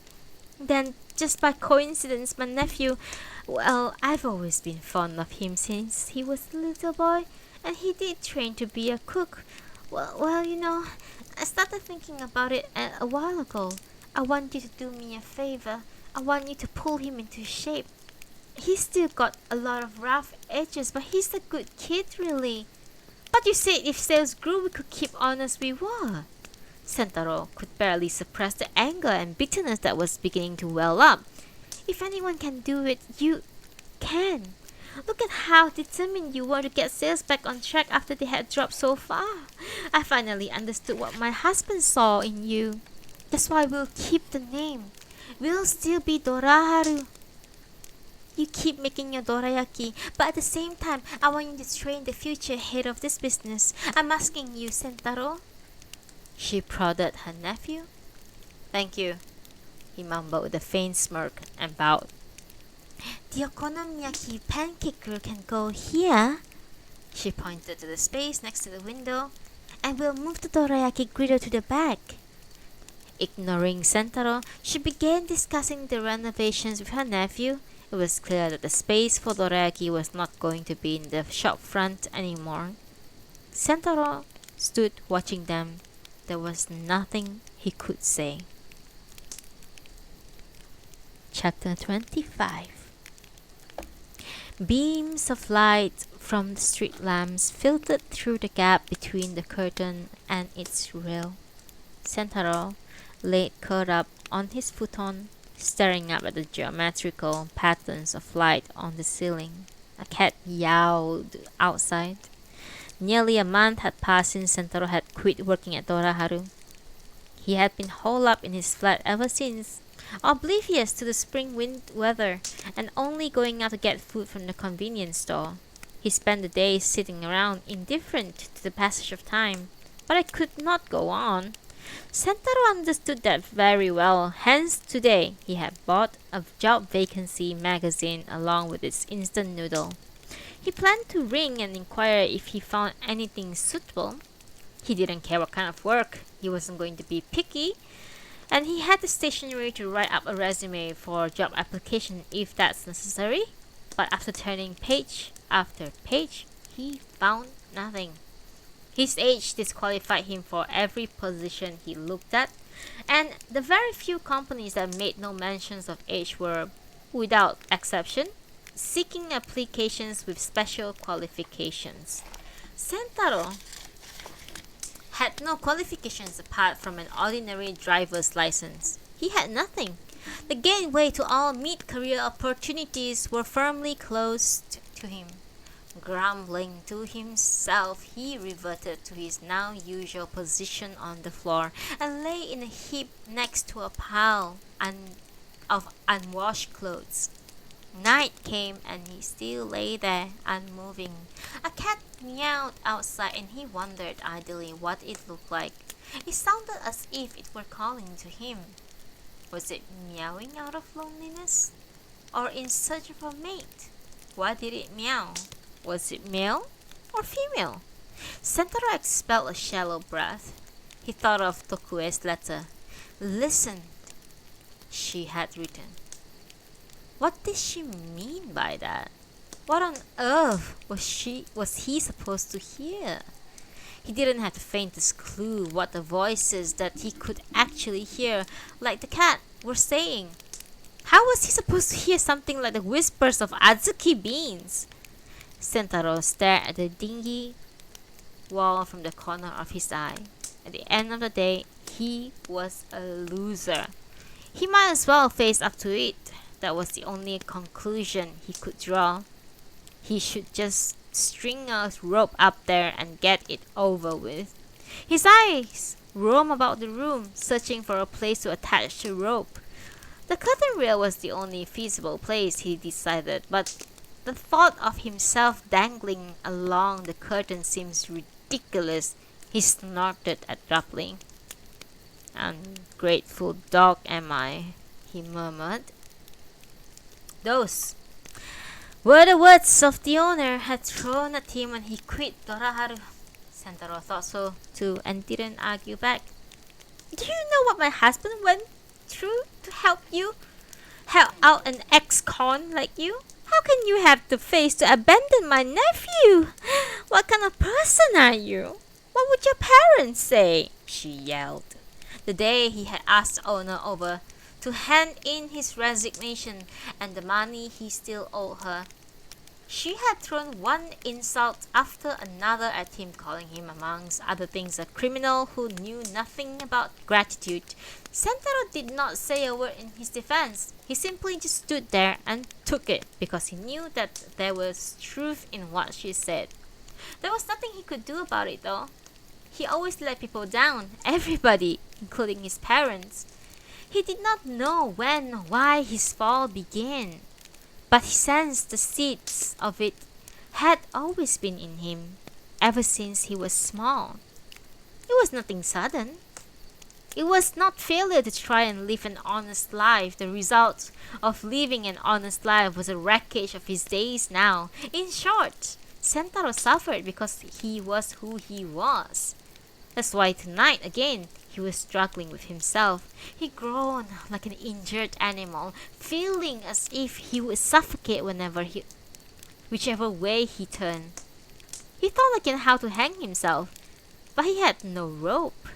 Maybe he could use a packing string or a belt. By the side of his desk sat a cardboard box of cooking implements which the owner had let him bring from Doraharu since they wouldn't be needing them anymore. His only compensation after years of working there, it contained his beloved copper pot with bowls stacked inside, a rubber spatula, a Dora spoon, the beater, the palette knife, and his cook's outfit. Sentaro looked over silently, took in the irregular shaped silhouette formed by these objects poking out of the box. He recalled his days in the shop. Faces of customers waiting in line on the other side of the window. School kids sitting at the counter chatting away in high spirits. The cherry tree and its changing appearance through the seasons. Tokue-san, standing beneath the cherry tree. Dorayaki. He could feel the bowl and rubber spatula in his hands. He saw the sparkle of freshly cooked azuki. He smelled their rich aroma. Dorayaki. Fresh dorayaki. Thank you so much for attending the reading session. I really appreciate it. Thank you so much.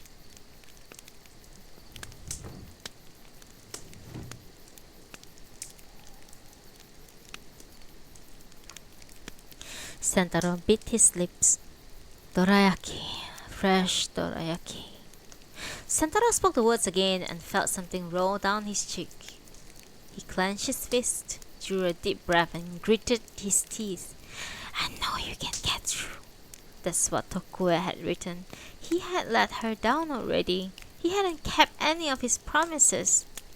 Tasty, fresh dorayaki. How about it? His voice trembled. Clutching the pillow in his arms, Sentaro buried his head in it. An image of the cherry tree outside the shop rose in his mind again.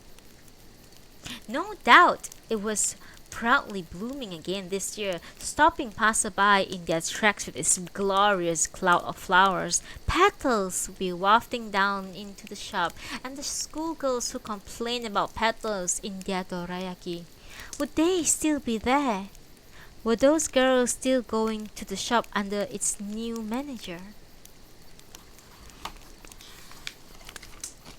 Chapter 26. Am I reading too fast? Or is it okay? The chapters are very short.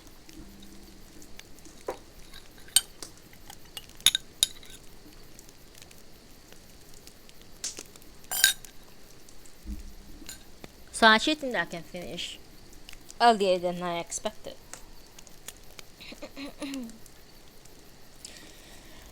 One moment please, taking a quick rest.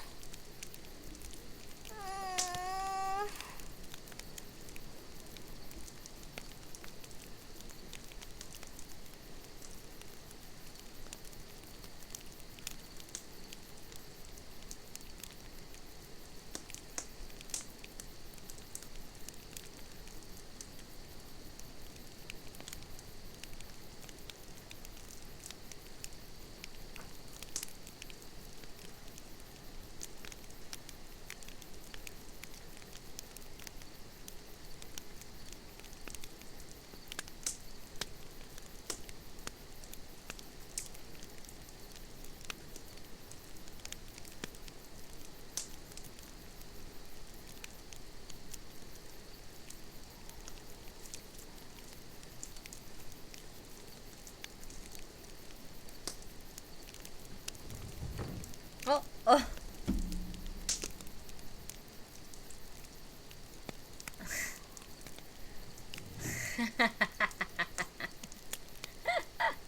Come on in. You're welcome. Ando! Thank you for coming. Thank you. I knew it's you. So hard to not know that it's you. You have such a distinct. What is that? Anima. Oh, okay. Okay. I get ya. Okay, sorry.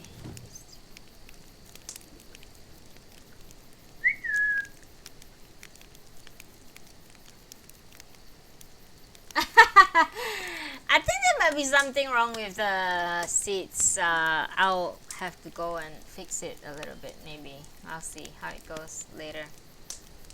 Okay. Give me a moment, okay? I'm like just chilling, bajilling. Let me chill for a bit before I go on with chapter 26. You're leaving already? God damn it.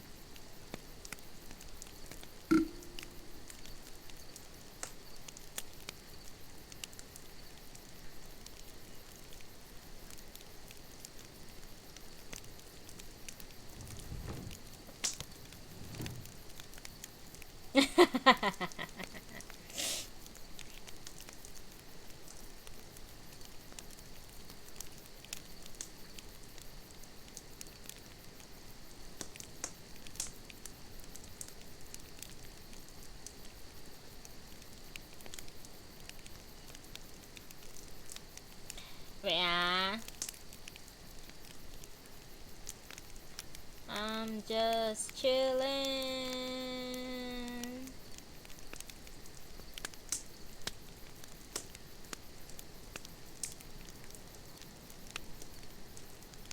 Oh, did I?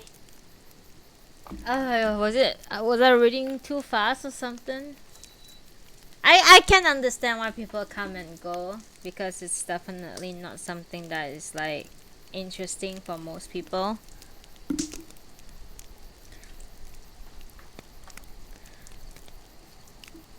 It's a boring event to be in. I don't because I just read a book.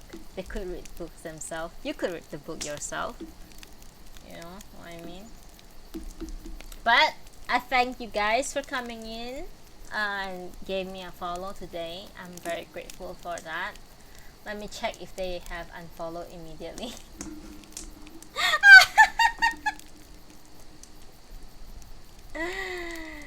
Okay, it's still 117. Okay. Arigato ne. Okay, we're gonna start. We're gonna continue with oh my god. Thank you for the follow. FF14 Shitsu. Thank you for the follow. Thank you so much. I don't know why it didn't show up on my feed. Weird. I heard the sound. But thank you for the follow. I really appreciate it. I really do.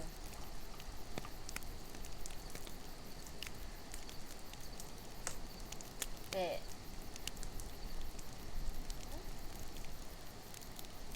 Why did my follower goal didn't move?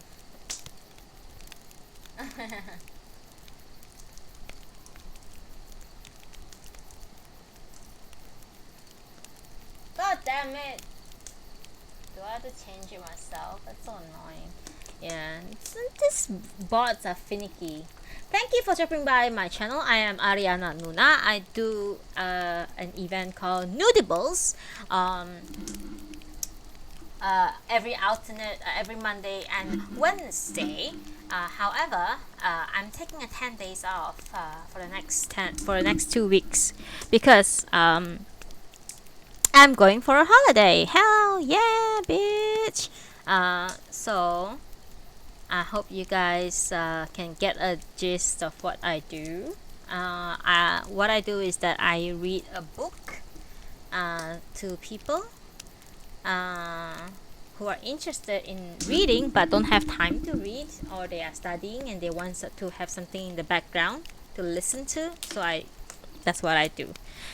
Besides Noodibles, which is a play on word on Audible, where I read books. I also stream like very chill, just normal streams where I run a myriad of content in the game if I'm feeling like just want to chill.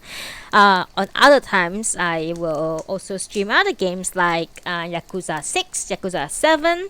I'm planning to. I used to play Borderlands with a bunch of boys a few months ago, but one of them are going through some IRL stuff, so hopefully that will get revived soon. And then I also plan to stream Stray, but I don't think I could do that in the next 3 days because I'm very very busy preparing to go to my holiday, a 10-day holiday. So I will do all those when I come back. Okay. I will be posting on my Twitter, so do give my Twitter a follow. Let me be shameless for a bit. ちょっと待って。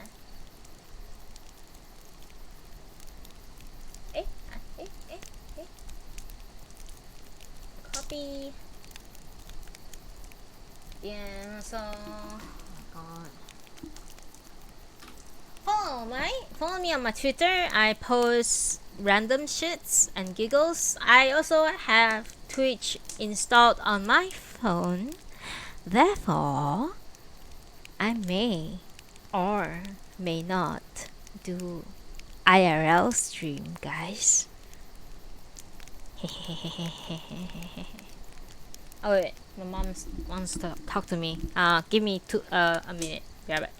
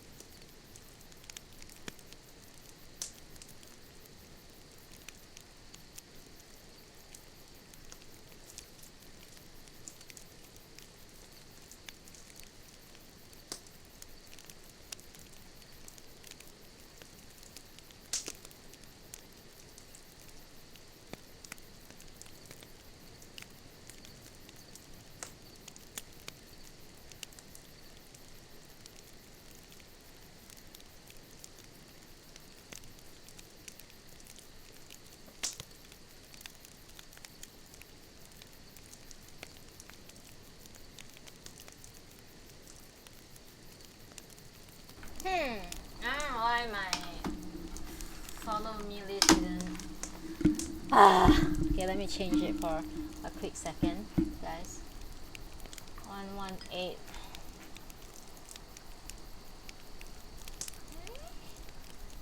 Oh, can I do it now? Wait. Oh, I can. Eh?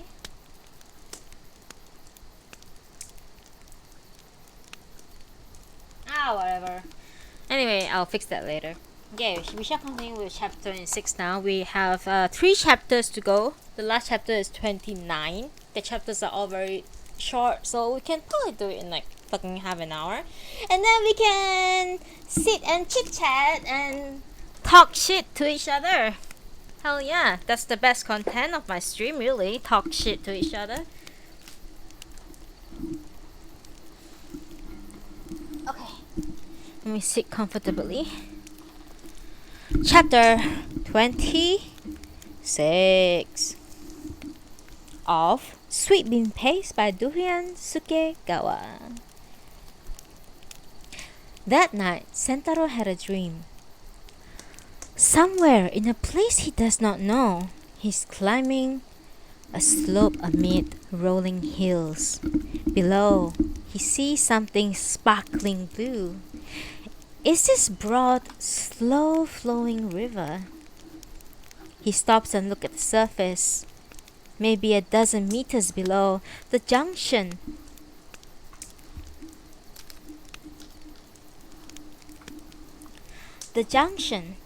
of currents below of the surface is as clear as he was standing on it. Several strands of white sparkling line floating on the surface meet up and separate in constantly shifting patterns. What is this? Sentaro couldn't fathom what he sees. Then he understands, dawns. These are flower petals. His gaze follows the flow upstream where a chalk white cloud meets his eyes. He sees that the entire riverbank sloping up the mountains is a carpet of cherry blossom in full bloom. Sentaro climbs step by step in the direction of this luminescence. Birds sing and breeze carries a fragrance of flowers. Gradually, he draws closer to the cloud of cherry blossoms. Sparkling petals fall around him, drifting down from the sky above. He hastens over the trees and walks among them. Sentaro slowly turns his head to gaze in rapture at each and every tree. Blossoms surrounds him on all sides, as if he is the center of a deep, sparkling lake. He sensed the full force of emotion that has been dormant in the trees all year, waiting for this once-a-year explosion of joy, their pure, unadulterated happiness. Sentaro turns around and around as he makes his way over to the slope's edge, where he looks down on the river. A cool breeze rises from the glistening water. A fragrance seems to wrap around him as dancing petals borne upward on a current of rising air envelop him from the feet up. The light permeates everything, radiating from the surface of the blue water, from the proudly blooming flowers, and pouring down from the sky. Two birds skim the water and take off into flight. Sentaro lingers, wondering where he is. Sentaro, he hears a young girl's voice say, and turns around to look. Among the rows of cherry trees, he sees a tea house with a fluttering banner at the entrance advertising Kohei Mochi, grilled rice cake. He smells the savory aroma that whets his appetite. Sentaro, is the girl's voice again. The voice seems to come from the direction of the wooden tables outside the tea house where customers sit viewing the blossoms while they eat and drink. He moves closer and sees a young girl sitting at a table slightly apart from the others. Huh, he exclaims. The girl stands and bows in Sentaro's direction. He knows immediately who she is. Look, she points with a smile to the collar of her pure white blouse. My mother made it. The blouse glows in the spring sunshine. Petals flutter through the air and settle on it.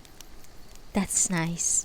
Sentaro speaks to her in a respectful tone, as if addressing an adult. Yes, she answers. So, this is the place? Yes, this is it. My hometown. This beautiful place. Sentaro sits down facing her. On the table is a plate of rice dumpling coated with sweet bean paste, along with a small pot and a teacup. Please, the girl says, indicating them with her hand. Sentaro looks at it. The teacup contains what appears to be hot water with floating petals. Did these petals fall in it? She shakes her head. No, this is cherry blossom tea. It's a little bit salty with a lovely smell of flowers. Really? Cherry blossom tea? Sentaro has never heard of it before. Cherry blossom tea, he murmurs again, and at that moment feels something pierce his breast. A petal fluttering through the air penetrates his chest. becoming a momentary beam of light before it disappears. But no, it's not gone. A little bit salty, with the lovely smell of flowers. The words linger and echo inside him. Suddenly, the cherry blossoms all around seem to expand and Sentaro blinks. What it's made from, he says, lifting up the teacup to examine it closer. We pickle it at home, the girl replies. Look inside. Sentaro. She points to the pot with long, straight fingers.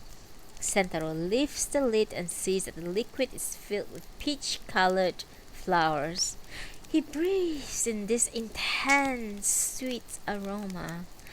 Ah, it's a double flowered variety, not your usual, not your usual Someyoshino. We pickle it with salt, the girl says.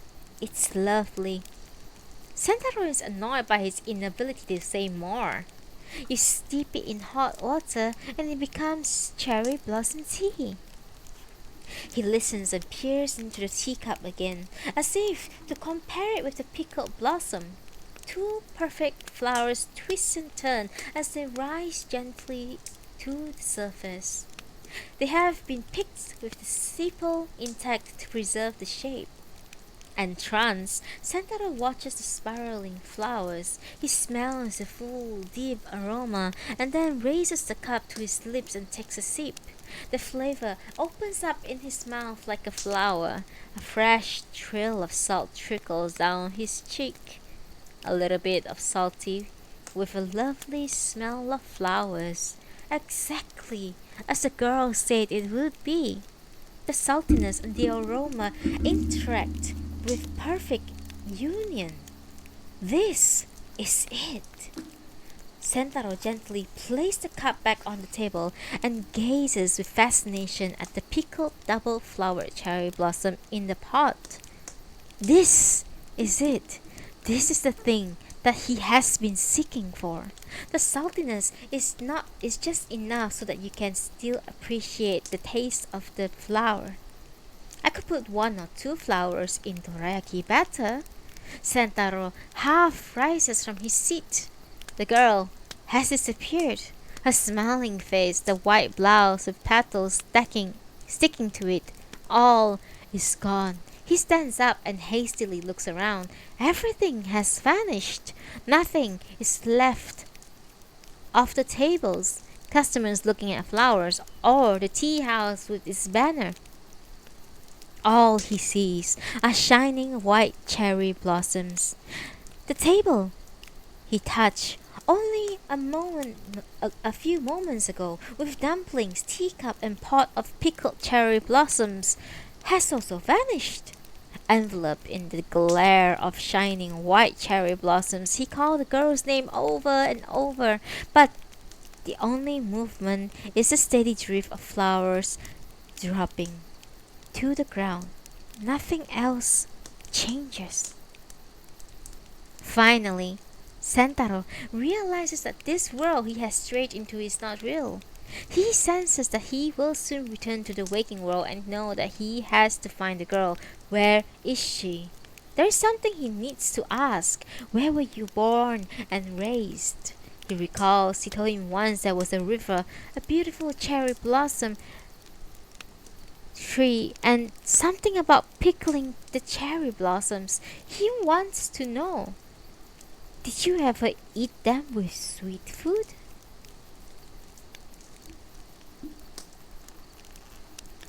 Chapter 27.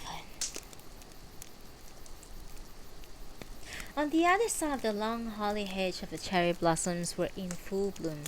Falling petals spiraled to the ground as on the ground on the breeze. Sentaro and Wakana exchange a few words as they walk along, but at intervals, Sentaro asks her neutral questions. What club will you join in school? I haven't decided yet. It was Sentaro who contacted Wakana.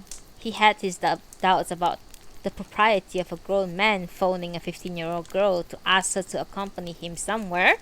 But with the issue of Marvy to resolve, they needed to go to Tenshoen together. Ever since the dream, Sentaro had been unable to get the pickled cherry blossom out of his head. When a search on the internet revealed that it actually existed, he was so deeply overcome he closed his eyes. He thought with the idea of immediately ordering some to try, but decided against it, as he was no longer set up for cooking and experimenting with dorayaki. Besides, if those pickled cherry blossoms really did exist in that place, then that was what he wanted to use, and he still did not know where it was. He had sent Tokue a postcard saying that he and Wakana were coming to pay a visit. There was a chance it might not have been delivered yet, but he thought it unlikely she would be away from Tenshoen. He was fairly sure that if they just arrived, things would work out somehow. He knew where she lived, and if they did not find her at the shop, they could go to her unit. A canopy of inviting blue sky stretched across the woods at Tenshoen. Clouds of cherry blossom and gleaming chestnut leaves swayed in breeze on the other side of the hedge. New school year starts soon and you'll be moving out. It really does seem like spring now, Sentaro said. Yep, spring's here. The cherry blossom are feeling at their best now too, I guess. Probably. Wakana wasn't being particularly communicative, so Sentaro decided to broach the topic himself. I wanted to talk to you about something. About the cannery. Marvy? Yes, Marvy. Tokue wants to let him go. She says she can tell he wants to be free. You know Tokue wasn't allowed to live here for a long time. So I guess she understands what it feels like to be a bird in a cage. If he can't fly, I think it might be better to let him go. If he has somewhere to go for food, I'm sure he could survive in the woods here. Yeah, maybe, Wakana replied briefly without even hesitating. Sentaro was surprised at how readily she accepts the idea. Also, you probably already know, but Toraharu is no longer. Wakana was walking behind Sentaro. Yeah, I know. She paused a few bits before asking, why did you quit? The owner didn't think dorayaki were right for the time anymore. I don't have anywhere to go on the way home from school now. Surely not, Sentaro said. Actually, Wakana drew closer. What? I'm going to school part-time. Really? Yes, so I can work during the day. The look in her eyes hardened for a moment. Oh, is that so? Sentaro didn't know what to say. He simply forged on. Well, whatever happens, it's up to you to make the best of it. That's what everyone says. My homeroom teacher too. But nobody else is part-time. I suppose so, Sentaro said. What about you? Did you go to a normal school? Did you study hard? I went to a normal school, but... Wakana made no reply, and Sentaro looked back. He saw she was trailing her hand along the prickly hedge with a frown. I'm the only one in my class who will study part-time. Oh, but you... We don't have any money. That's why I have to get some work. That's why I went to Toraharu to ask for a job. But it's gone. I'm sorry. Me too. Tokue said before it would be okay to work there. So that's why I was disappointed big time. And a bit mad too. Aren't you going to make dorayaki somewhere else? Yeah, I would like to. Yeah, I thought so. Wish I could open a shop with you. Sentaro was surprised at himself for saying such a thing, even if it was in a jest. But in that moment, he felt as if he was throwing off his old self, the one who had withdrawn from the world ever since quitting Doraharu. Wakana moved closer to Sentaro's side to show her silent agreement. With her fingertips, she tapped the bag slung on from her shoulder. I brought a present for Tokue. Really? What is it? Take a guess. Sentaro could not think of anything. He searched his mind and randomly came up with a winter vest. Nope. Wakana teased him. It's already spring. Why would I get something like that? Okay, what?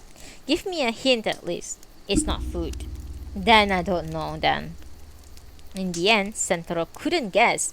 By now, they had passed the hedge and reached the National Hansen's Disease Museum. The cherry trees were in bloom here too, but the silence was pronounced as always.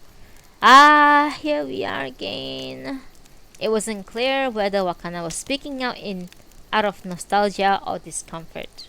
They passed the statue of mother and daughter pilgrims outside the museum entrance and continued on the path along the edge of the grounds. Hey, King Komodo! Good evening to you. The blossom is amazing, isn't it? I feel like I'm in a dream.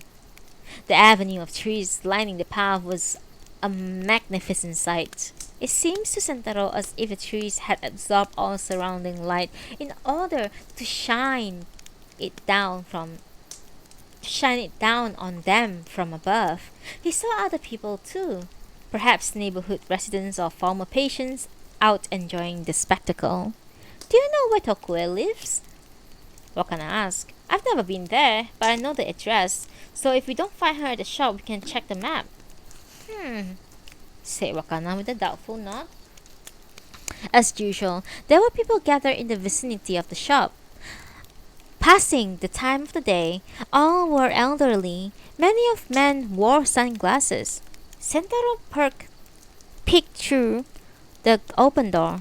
It was the time he had written on the postcard, but he didn't see Tokue anywhere. Looks like we'll have to find her at home, he said. Then Wakana gently prodded Sentaro's elbow. That lady over there is looking at us. We met her last time, didn't we? The woman, whom Sentaro remembered from his last visit, rose from her seat at the father's table. Ah! It's Miss Moriyama! Sentaro and Wakana nodded in greeting to her and waited as she slowly made her way over. Hello! So we meet again! Sentaro deliberately spoke in a bright tone. Ah! Miss Moriyama faltered. We came to see Tokue. I only just sent the postcard to say that we're coming, so it might not have arrived yet. Ah.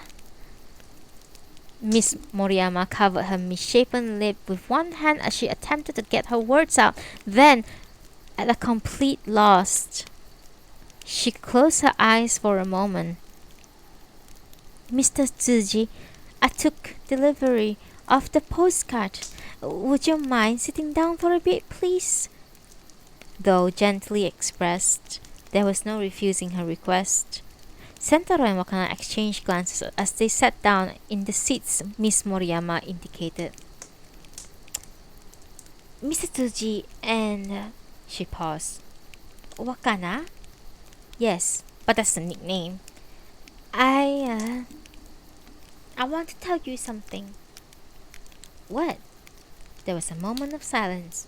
Dear Toku passed away. Sentaro's jaw dropped. He jumped to his feet. Wakana made a startled movement. Sentaro felt as if an invisible fist of all the unseen forces in the world, wind, time, and space, had suddenly struck him in the chest. He made stuttering sounds, unable to form words. Miss Moriyama did not take her wizened eye away from his face. Toku gave me your contact address before, but I don't know where it went. So last week when I went to the shop, I found it was an okonomiyaki shop now. I asked the young man if he knew your number, but he said he had no idea. I was quite in a pickle. I didn't know what to do. Sentaro held his face in his hands, unable to speak. Belatedly, he bowed his head in thanks to Miss Moriyama. It was all he could get to do with the words "I'm so sorry" past his lips. It was 10 days ago when she passed away. It can't be true! It can't be true! Wakana repeated pleadingly. I went to see her at home that day before. She looks exhausted, but she insisted it was only fever and didn't want to go to the clinic, so I stayed with her. That's when she gave me a letter, just in case. I told her if she was that bad, she should ask you to come here, but she didn't like the idea. A letter would be fine, she said, whatever happened. Sentaro shook his head. He couldn't believe it. Toku thought of you like a son, you know. It was pneumonia. She spoke bluntly, but her tone was not accusing. Sentaro wanted to say something, but no words would come. Wakana sat rigidly next to him. We gave her a private send-off. It would have been nice if you were there, but your workplace had changed and it seemed you had things going on. Anyway, it was all so sudden. Sentaro shook his head again. Can I ask you about Tokue's... His lips shook as he tried to get it out. Tokue's... He tried again, but broke down. Miss Moriyama pressed her fingers to the corners of her eyes. Then she answered the question Sentaro had been trying to ask. She was laid to rest in the charnel house with her husband. Oh, I see, he managed to mutter, but then could not hold back any longer. He put his elbows on the table, covered his face, and as the tears trickled out, Wakana sat beside him, looking down and swallowing convulsively. It's good that you came, though. It just showed that Toku's thoughts reached to you. Yes, it's good. Why don't you come and see where she lived? Would that be all right? Sentaro nodded silently. Yes, Wakana said hoarsely. One sip of tea.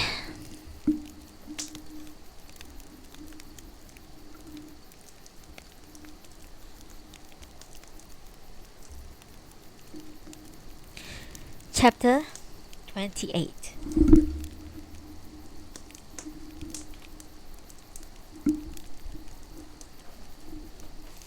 Miss Moriyama led Sentaro and Wakana back along the road with rows of houses. Turn a corner and stop at the entrance to a grassy courtyard. It wasn't far from the shop. A nameplate on the side of the row building read Green Wing.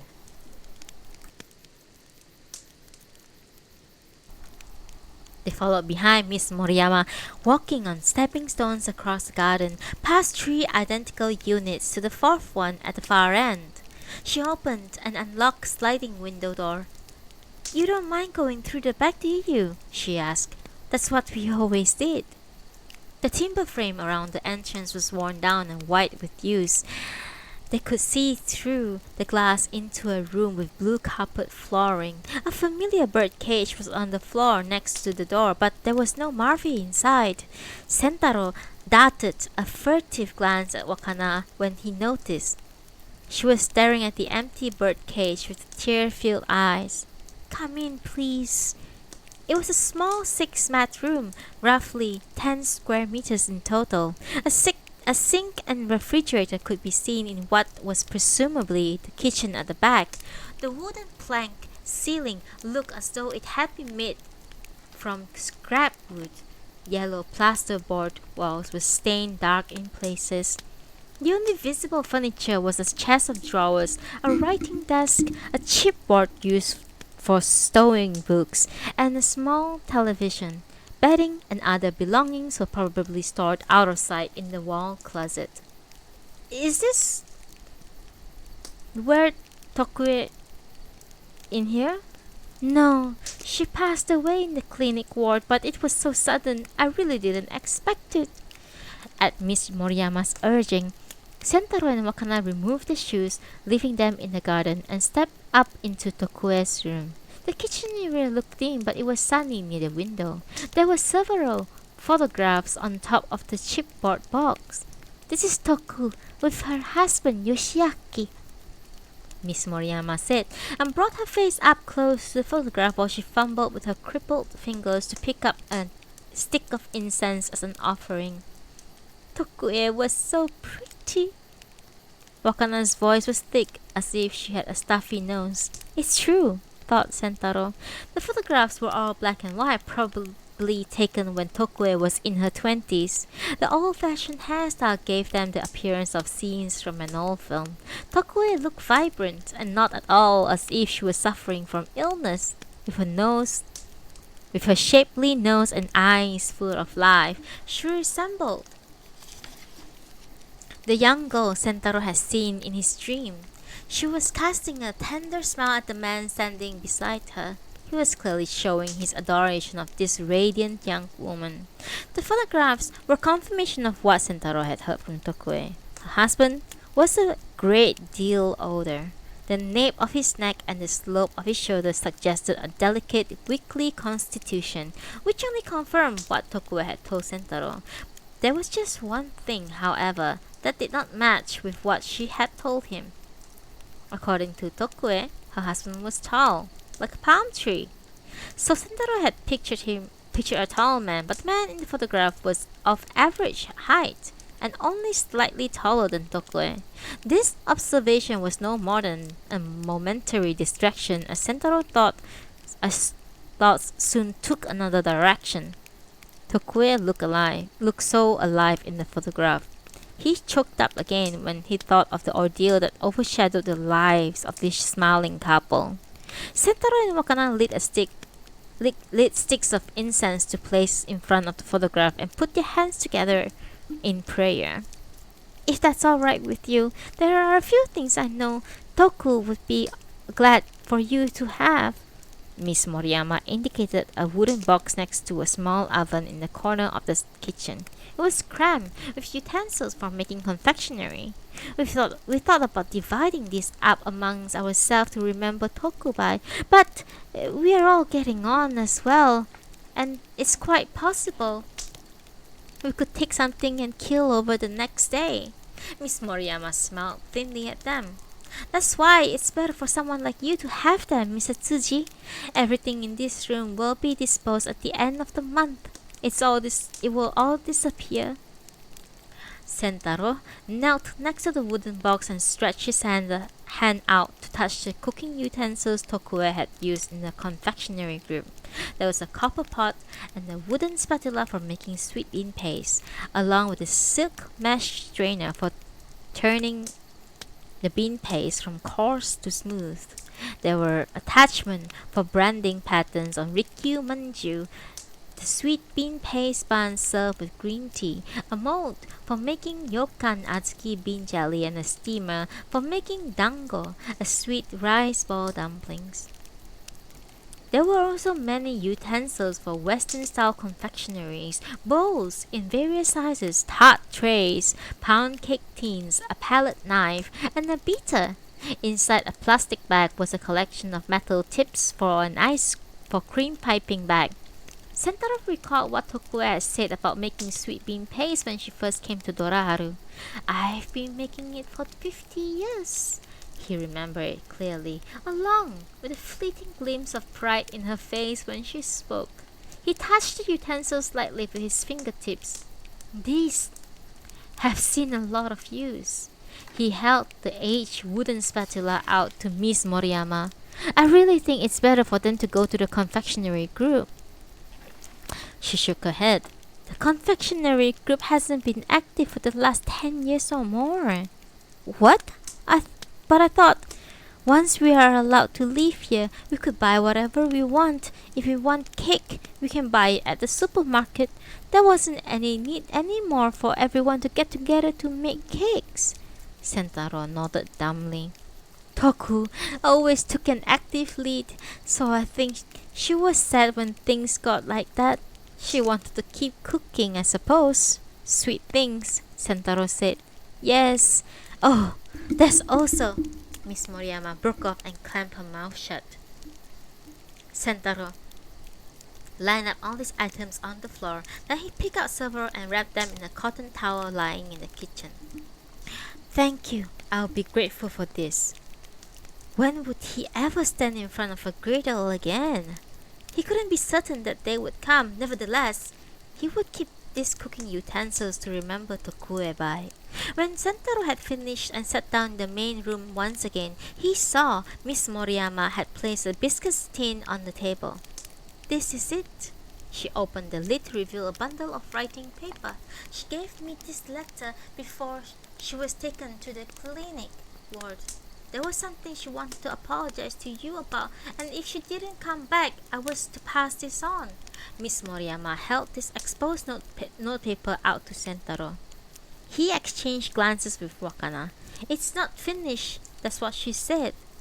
Sentaro took the letter from her. If it's alright with you, why don't you read it here, where she wrote it? It took her quite a while to get it all down. You know how slow she was at writing. Sentaro nodded and opened up the letter. Once again, he saw the familiar wavy handwriting, each stroke of each character painstakingly drawn on. Dear Sentaro, please excuse me if I skip formalities. By the time you read this, the cold weather should be letting up. I thought about not writing this letter in case I come across as an old woman repeating the same thing over and over like a broken record. But this cold is getting worse and I worry whether I'll ever get to see you and Wakana again. So I decided to write because I want to apologize. And there's something else I must simply tell you. First of all, I must apologize for letting Marvy go quite early on, even though I promised to look after him.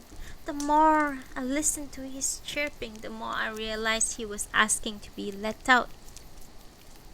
I hesitated when I thought about Wakana, but having suffered myself from not being able to free to go outside, I thought there was no reason to keep a living creature with wings locked inside a cage. Maybe Marvy won't survive once he's away from human protection, but when I saw him staring up at the blue sky and singing, let me out, I couldn't stand it anymore and decided to set him free. Please tell Wakana I said sorry and pass on my apologies. When I was little, I didn't have any special dream about what I wanted to do when I grew up. It was wartime, and we were all more preoccupied by a vague kind of anxiety about simply staying alive. And after I became ill and realized that I would never able to go out into society again, I started dreaming about what I wanted to be, which was hard. As I told you before, I wanted to be a school teacher. I like children, and I like learning. I studied at the school here in Tenshoen, and when I grew up, I taught lessons after a fashion to the children who were patients here. But if I'm really honest, all I ever wanted was to go outside that fence. I wanted to go out into society and work at an ordinary job. I wanted that for the same reasons everyone does, to be a useful member of society and make the world a better place. I never lost that hope. It might have been a different story if I was ill, but even after I recovered, I couldn't leave the sanatorium. Though I wanted so much to work out in the outside world, the reality was that I was caged in by the hedge and living off taxpayers' money. I cannot tell you how many times I wish I were dead. Deep down, I believe that a life has no value if a person is not a useful member of society. I was convinced that humans are born in order to be of service to the world and to others. But there came a time when that changed because I changed.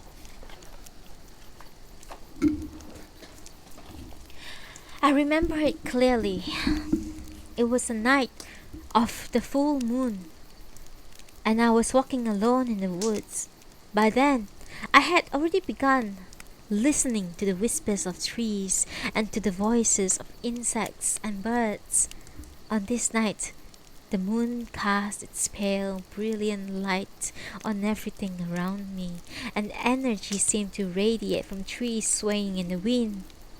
While I was alone on the path in the moon, and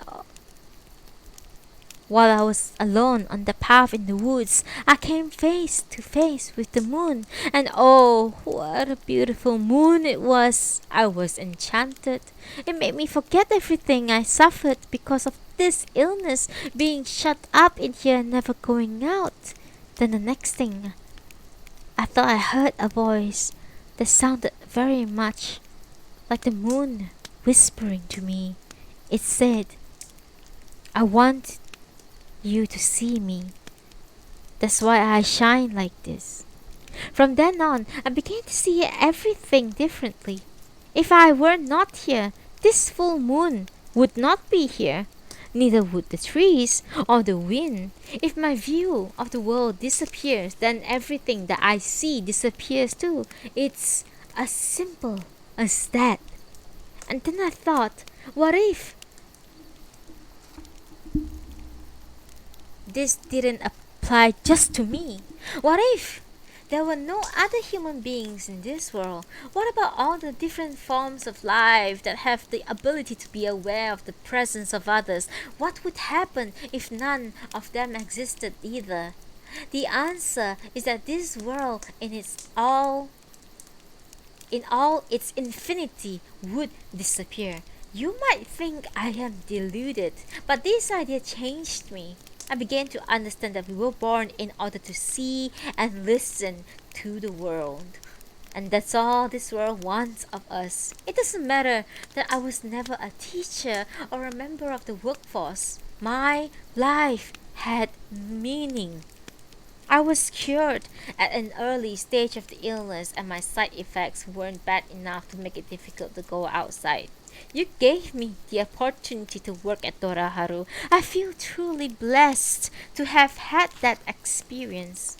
But what about a child whose life is over before he or she turns 2 years old? People may wonder their sorrow, what point there is in a child like that even being born. I have learned to answer this. I am sure that it is for that child to perceive wind, sky, and voices in his or her unique way.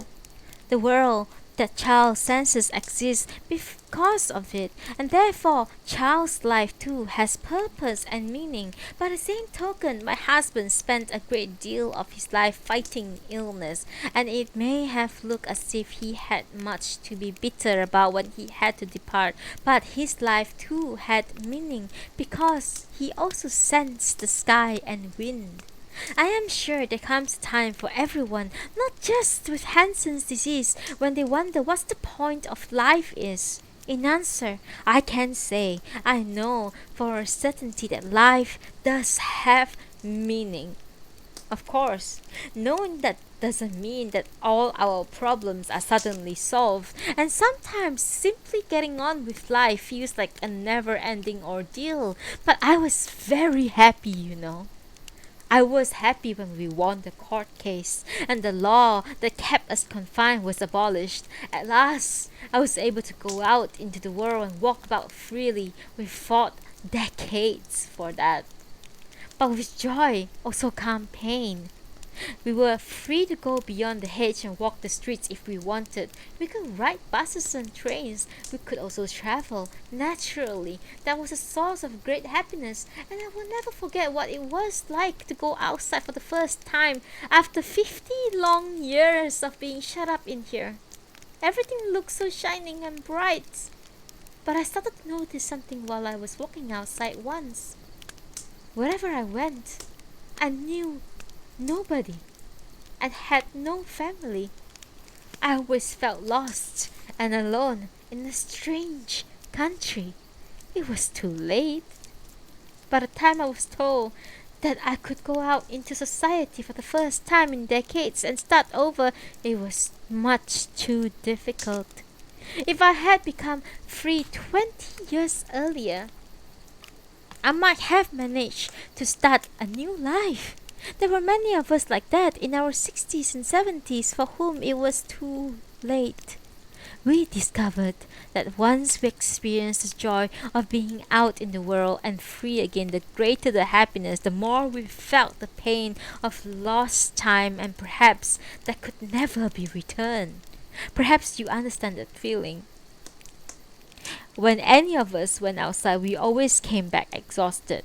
Not just physical exhaustion, but a deeper exhaustion that comes from bearing a pain that will never go away. That's why I made confectionery. I made sweet things for all those who lived with sadness of loss. And that's how I was able to live out my life. Sentaro, your life is meaningful too. The time you suffered behind bars, your finding dorayaki, I believe it all has purpose. All experience adds up to a life lived as only you could. I feel sure the day will come when you say, "This is my life." You may never become a writer or a master dorayaki cook, but I do believe there will be a time when you can stand tall as yourself in your own unique way. The first time I ever saw you, I was taking my regular weekly outing. I was walking along the street enchanted by the cherry blossoms when I smelled something sweet on the wind and I found Doraharu. Then I saw you. I saw your face. Your eyes were so sad. You had a look that made me want to ask what it was that made you suffer so. It was how my eyes used to appear when I resigned to being fenced by that prickly hedge for the rest of my life. That's what drew me to stand outside your shop. Then I had a thought.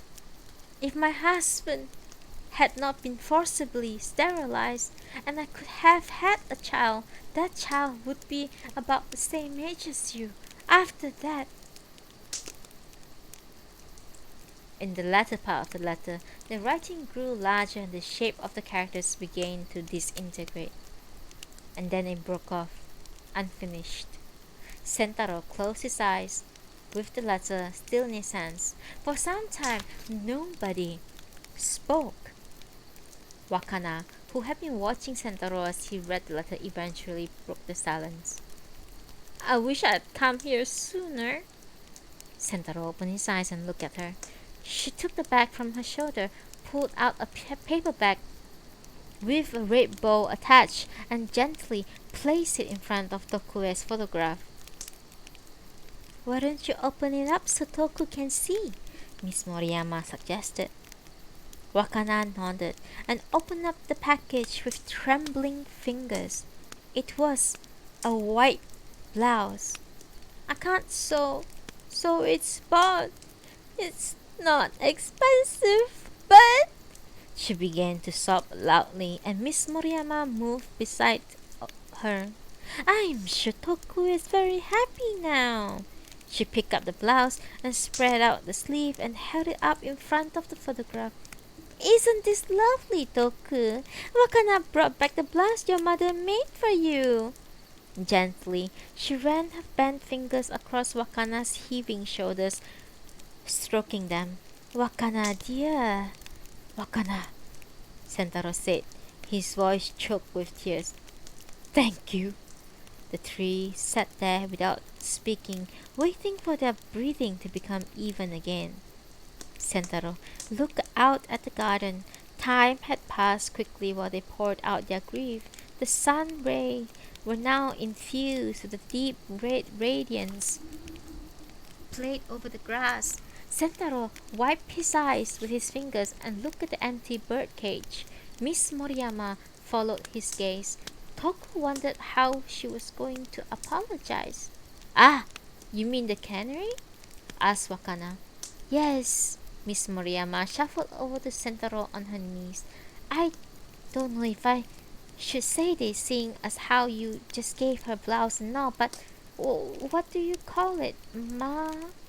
His name is Marvy." Wakana looked up. She decided herself to set Marvy free before she even asked you. She didn't know how she was going to explain it. She wrote about it in the letter, Sentaro said. Wakana nodded. It's okay. I'm sure Marvy wanted to fly. At first, Marvy stayed around the garden and the roof just out there. He would fly back here to eat. He did? Wakana stretched her neck to look. Her cheeks were still wet with tears. Flying wasn't his strong point. Miss Moriyama tipped her head to one side. Oh, not at all. I still see him here and there on different roofs. He's flying? Marvy? Everyone feeds him quite a bit. Really? Wakana's face relaxed for the first time since they entered the room. Isn't that great? Sentaro said. Wakana nodded empathetically. Maybe I was too protective. Miss Moriyama laughed suddenly. It may not just be proper to say this about someone who has just died. Someone I was fond of, moreover. But as a close friend of Toku, I feel I can say something. Like what? Sentaro asked. Well, she was over dramatic about everything. Sentaro and Wakana looked baffled. When she gave me that letter, Miss Moriyama glanced at it sitting next to the blouse. Oh. I'm almost... Thank you for attending. Thank you.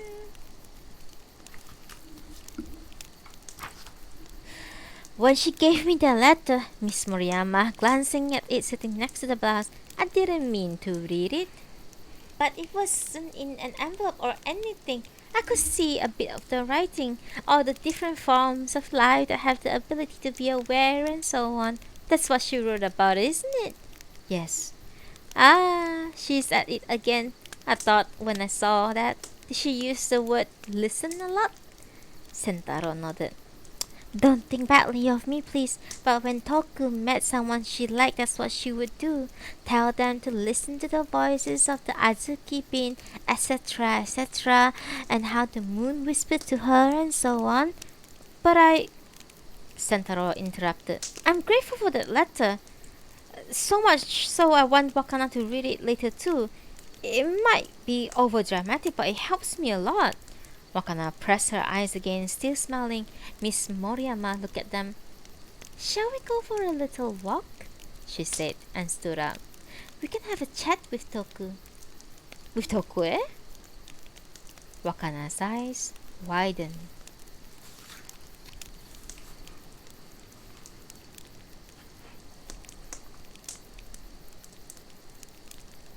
Welcome to my channel, Lulu Jitema. Thank you for attending my reading session.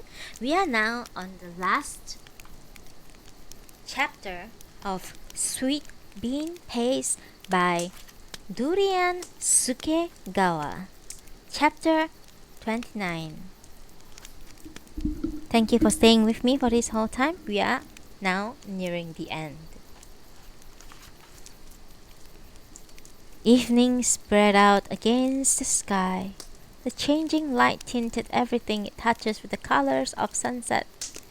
As a deep red unfolded across the clear blue firmament, they walked towards the charnel house, which, bathed in the full glare of sun rays, shone like a beacon. Toku asked me to join the confectionery group after I attempted suicide. Miss Moriyama held out her left arm to show them. I cut my wrist but didn't do a proper job, so I've survived. I was in awful, constant pain ever since getting sick. My fingers went crooked, I got holes in my hands, and my head swelled up and never went back to normal. I got nodules on my face and that had festered with pus for a woman. I just got fed up with it all and cut my wrist. She turned side on to face Wakana and Sentaro as they headed towards the charnel house. The pain also gets to you. That was another thing. It goes on, and some people choose to die. I thought I had reached my limit. For some reason, I survived. And then Toku said to me, "Let's make confectionery. We'll keep going together," she said. At the same time, I was going out of my mind because I couldn't even die inside this place, let alone keep living in it. Maybe she liked me. That was all the business started. "Listen, open your ears." It was her pet saying. All that talk about imagine the wind and the sky, what Azuki Bean saw on their travels. Me too. But she made such a wonderful sweet But she made such wonderful sweet bean paste. I really believe she was telling the truth, reflected Sentaro. Well, maybe. That's all well and good. Miss Moriyama paused a few bit. I did as she said and I tried to listen. I put my ears up close to Azuki Beans and I had every intention of trying my best, but I didn't hear a thing. No bean talk. What about you, Mr. Tsuji? Did you ever hear the beans' voices? Sentaro kept walking in silence for a few moments. No, he said, shaking his head. But I think he meant we should approach the beans as if we could hear their voices. That's it. That's exactly right. But she kept on about it so much I got a bit tired of it. Some people started saying that she was a liar. There was a time she was completely isolated in the confectionery group. This was news to Sentaro. I didn't know she went through something like that. I talked with her about it at the time when we stayed up one night. I asked her what she meant by saying all that stuff. I told her everyone was in quite a state. And what did she say? I don't want to disappoint you, but Toku herself said at the time that she couldn't actually hear the voices of beings. But if you live in the belief that they can be heard, then someday you might be able to hear them. She said that the only way for us to live to be like the poets. That's what she said. If all you ever see is reality, you just want to die. The only way to get over barriers, she said, is to live in the spirits of already being over them. That's exactly the kind of person Tokuya was. I felt like she already crossed the barrier. What barrier? Wakana asked. Sentaro saw an image of the young girl who had showed him the salt-pickled flower petals beneath the cherry blossoms. He wanted to put them into words but held his tongue. Now was not the time to mention it. He kept his thought to himself. They arrived at the charnel house. Miss Moriyama put their hands together in front of the stone cane, shining in the evening sun, and Sentaro and Wakana also joined her in offering a prayer for the dead. But as soon as she dropped her hands, she immediately set off again along the path leading into the woods. Sentaro looked up, puzzled. Wakana also looked at her in bewilderment. Miss Moriyama, is that the way? Yes, come on. But aren't Tokue's remains here in the charnel house? Miss Moriyama's answer was to beckon them on, so they followed.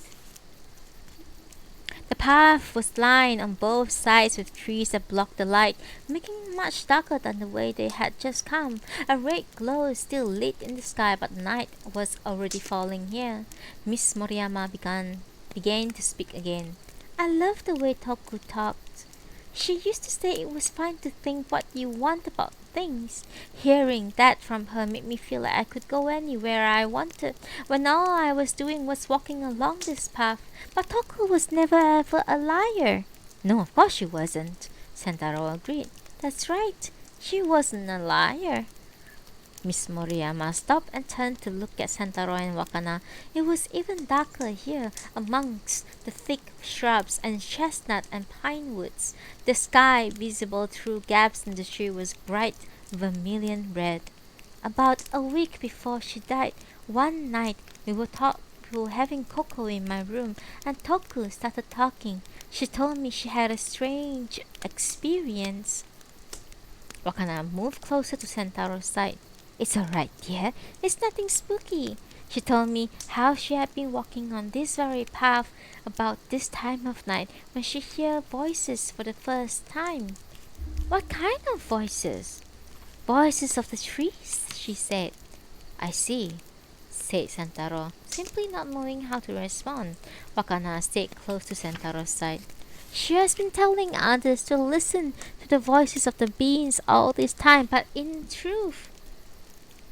Thank you. I'll see you soon. She has been telling other people to listen to the voices of the beings all the time, but in truth, that was actually the first time she had heard voices herself. Voices other than human, that is. What did they say? Wakana asked husky. Wakana sounded husky. Well, Toku laughed when she told me this, but what she heard was, "Good job, you did well." The tree said that? Yes. Toku said that whenever she walked here, the trees all spoke to her saying, "Good job," or "You did it." She had never heard that before. I cannot forget her face when she told me. I have known her since she was young, and I was at her wedding too. But I had never seen her so happy as she did that night. I felt I should tell you both about this because you knew her too. I mean, she didn't need sympathy or anything. She wasn't unhappy at the end. I really do think that trees were whispering to her, "You did it, Tokue Yoshi. Good job." I really think and I believe they really did say that. I mean, Miss Moriyama stretched her hands out to indicate the area all around them. "This is where we plant a tree whenever one of us dies. One by one, the trees have grown in numbers." Wakana stuck close to Sentaro's back. Sentaro looked at the trees all around them. Each one was a testament to a person who had spent a lifetime in here. "It's already dark, but Toku's tree is over there." She pointed to a nearby mound of earth with a sapling planted in the center. "We all talked about it and decided to plant a Somei Yoshino because Toku loved cherry trees. She grew up near a place called Shinshiro in Aichi Prefecture. Apparently the cherry trees there were quite something. She always used to say that she wished she could see them one more time. That beech behind Toku's tree was planted for her husband when he died. Sentaro and Wakana stood close, gazing in silence at the trees all around them. The forest murmured, and with every ripple of wind that rustled its branches and leaves, as if Tokue was somewhere close nearby, telling them to open their eyes and listen. Sentaro took one step closer to the sapling. He gently trailed his hand over the young, new life.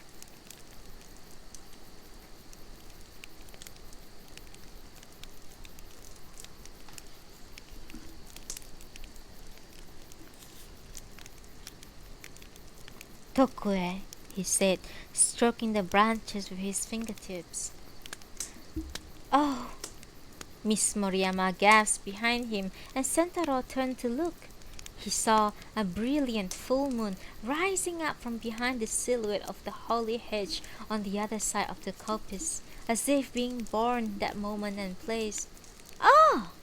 Wakana exclaimed in wonder.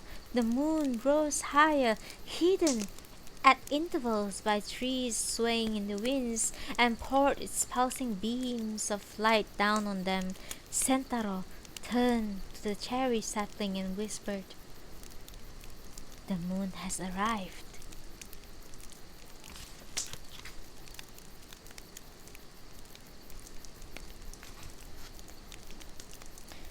And that is the end of Sweet Bean Paste by Durian Sakegawa.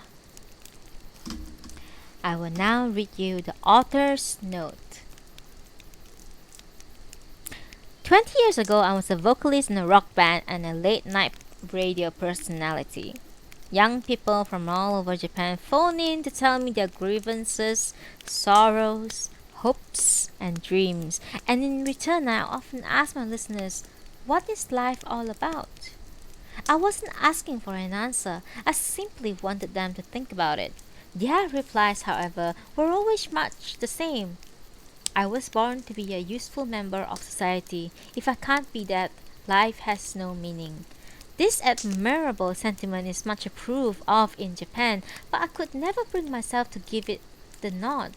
I knew a child, the band producer's son, who had died at the age of 2, and I had heard about the former Hansen's patients who, by law, had been shut up in a sanatorium and isolated from society for decades, long after being cured. When the unjust legislation was repealed in 1996, their story became widely known to the public.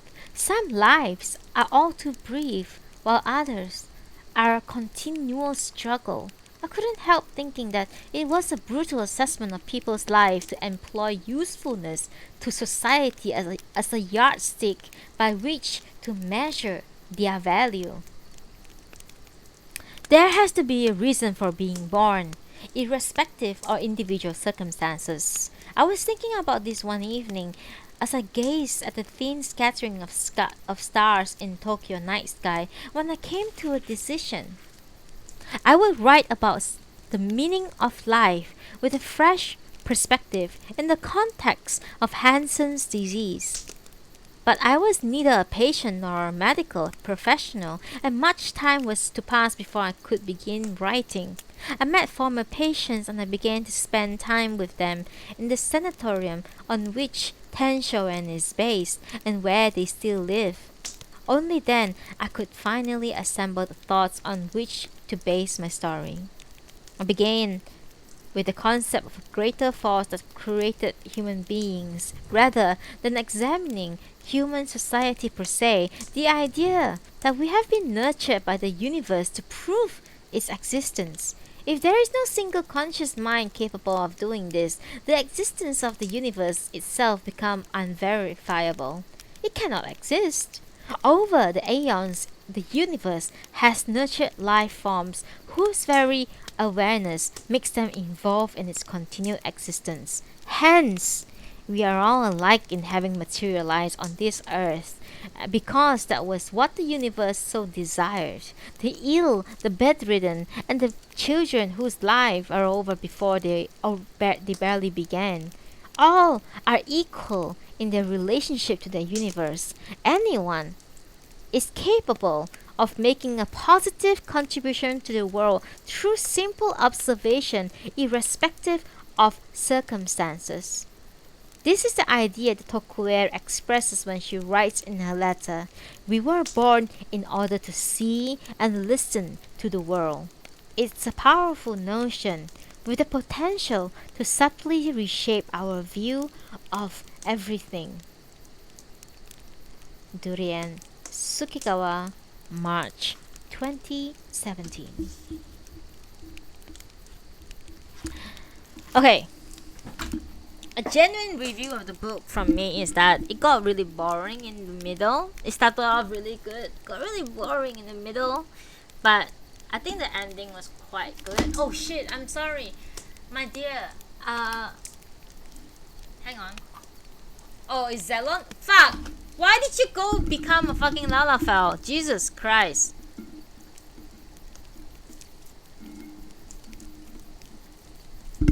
I'm disappointed.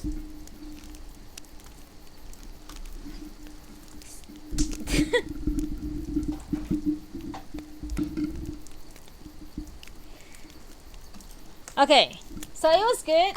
It wasn't bad.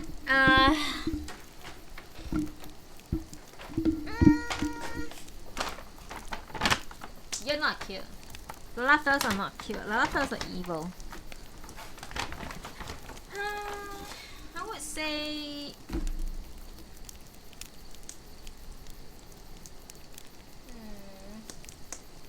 No, you're not cute. Lalafells are evil by nature. There's no way you're cute.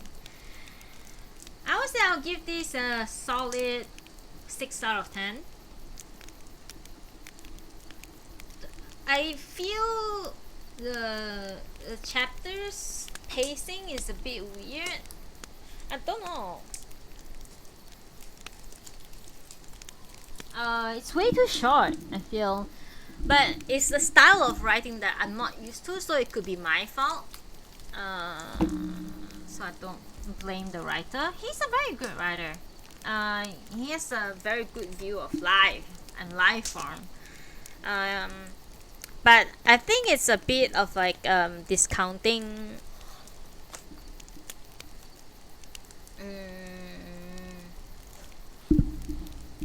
Discounting the. I feel like it's a bit like discounting the life of people who are depressed.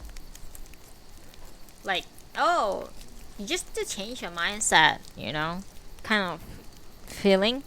That's what I that's what I got, really, honestly, is that, like, he's like just telling us to, oh, just change your mindset, you'll be alright.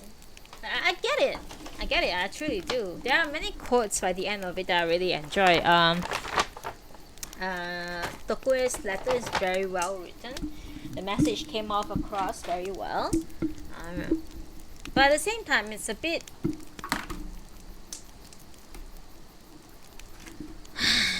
So, I mean, speaking on behalf of a person who is like, who has struggled with major depression for the past decade, probably longer than that, but I just didn't know, is that you can't just tell them that, oh, the universe, there's meaning to life, and you just need to change your perspective on things. I agree the fact that we as human beings, you are more valuable. You are just as valuable as anyone. Like, our standard shouldn't be, oh, you have to be a contributing member of society to be respected or anything like that. Like, I don't agree with that. I think like life is just life. I don't know. I have a very bleak look. I have a very bleak sight or outlook for being alive. It's a constant struggle for me to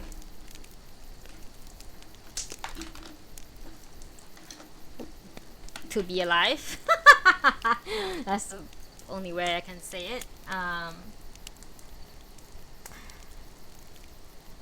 So yeah, it's basically telling someone,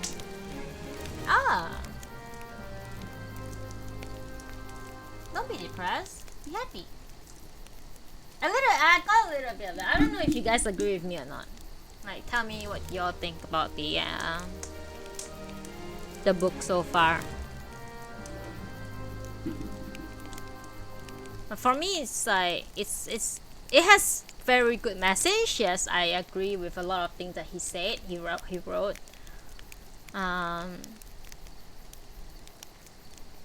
Because there are definitely times that, like, we feel like, oh, I'm so useless because I don't have a job, or I'm so useless because I don't do this or that. Like, we want to live up to society standard. I don't think we should try to live up to society standard, because not everyone is capable of doing that. And there were some people who had a very good head start. Let's say people who born in rich families, and all that.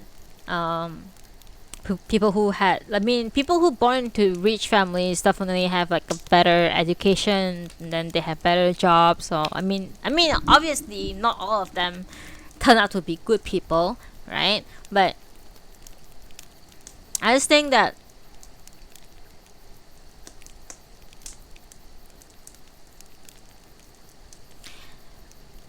I don't know. For me, like, I'm still struggling to find the meaning of life and why am I here. It's like a daily struggle thing. Like, why am I still here? Why do I have to be here? I didn't choose to be here. That kind of thoughts always lingers in my brain, and it's very unfortunate that my brain is wired that way. Um, I'm trying my best to not be like that. Um, but that doesn't mean that I don't appreciate the living things around me, like animals, flowers, trees, um, other human beings. You know, but it's just an outlook of my own life that I really hate, because there's this deep self hatred that's like so deep rooted that I can't. I'm struggling to remove it. Basically, that it just makes me a very cynical asshole. Basically, so when I read those things about, when I read anything about, you just need to change your mindset. You just need to change your outlook in life. Everyone has a purpose in this life. There is a reason for everything that happened. When I hear or read that kind of thing, it just makes me pissed off. I think pissed off would be the right word. Like, I there's so many things that happen to me that it's like not my choice, and I can't control it, and it resulted in a very cynical asshole me. You know, I don't know. The book will be a very good book for people who already has a positive outlook in life. Um, well, not for me. Yeah, I'm passing that to my friend. We are having a books exchange. I'm giving her some books that I think that she will enjoy, and then she'll be giving me some books that I might enjoy. So I might be reading some books that she passed to me, but I also have pending books that I have not,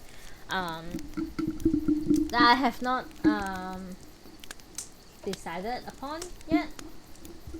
Therefore, today, once again, let's do a poll. I mean, there are only 6 of you guys, and I doubt that you guys are actually listening or anything, lurkers and all that. So I'm basically in between Tokyo Ueno Station and the cat who saved books. Wait, hang on. I got 3 books. I always choose from 3 books. Okay, so it would be The Cat Who Saved Books, Tokyo Ueno Station, and Bochan. So, I don't know. There's only 6 of you guys here. Zalon is listening. Christy is listening. I don't know who else is listening. So I don't know if I should do a poll. There's like so little interactions going on right now.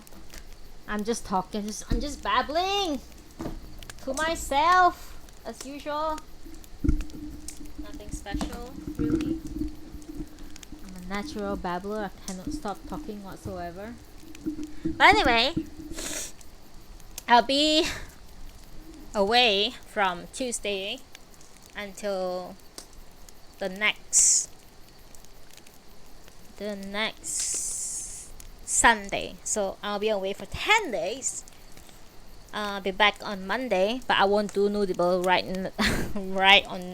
after the day I arrive. So I might do Noodibles on Wednesday, but I can't promise because what's the option? The Cat Who Saved Books, Tokyo Ueno Station, and Botchan. Okay, I'll do a poll, even though there's nobody here. There's only like a few of you here.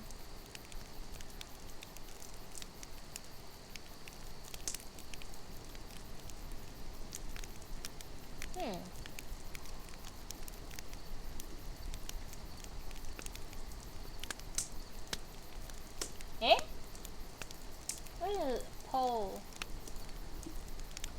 I thought I already added the poll.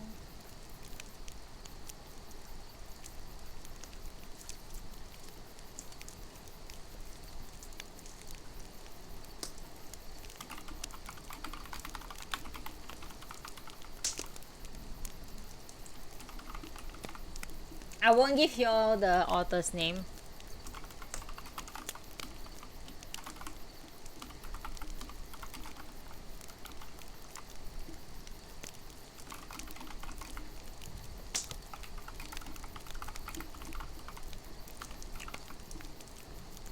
I do it 3 minutes so you can barely. Okay, there you go. Choose your next book. Now. Oh! Oh! Already. Oh! Oh! Oh! Everyone wants Tokyo Ueno Station.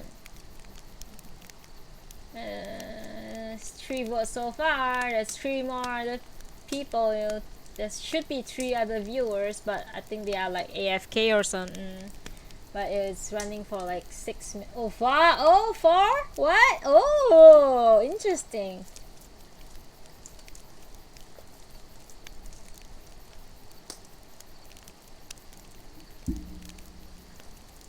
Why are you guys so afraid of the cat book?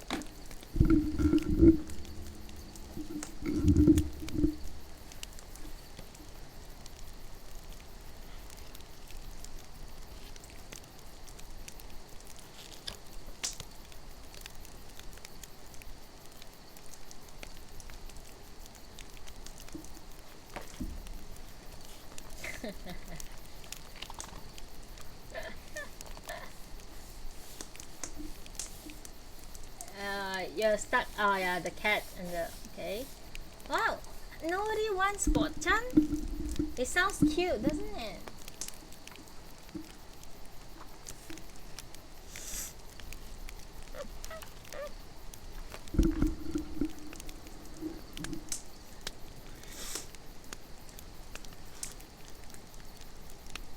Y'all can still win if you use your if you vote with your Banuna points.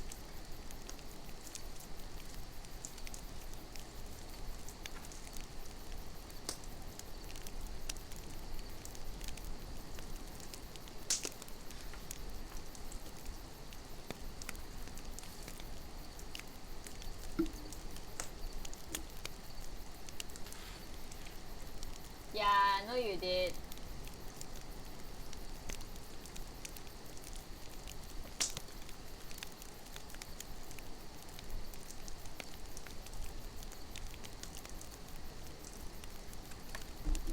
Oh, we come to. Oh shit!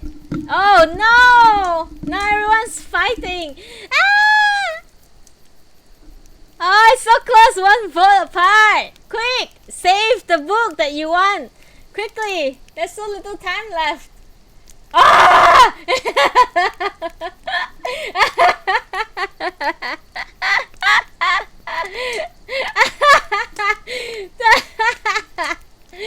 Yeah. You. Okay, we shall read Tokyo Ueno Station. Next book. Hell yeah. Nobody vote for Bochan. I'm very sad. Oh man.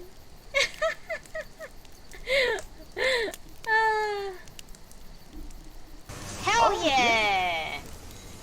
He knows what I like. Yeah. Yep. I know Twisty spent a lot of points on Tokyo Ueno Station. 50 Twisty, how many banana points you have again? You know why you have that many banana points? Because you're a tier 2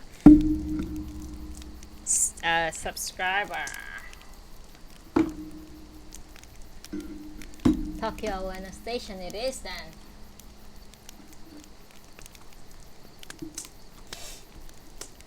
Oh my god. Wow, it's 2:15. I don't know. My mom is out. Oh my god. Damn, son. Jesus Christ. You can like spam every single thing and you still have 40,000 more left probably. Jesus Christ. Yeah, I think also because you gifted subs as well. You know that? In my first month when I got affiliate. Thank you for that. I haven't got paid yet because you need to reach $100 before you can get paid. But I am happy as it is.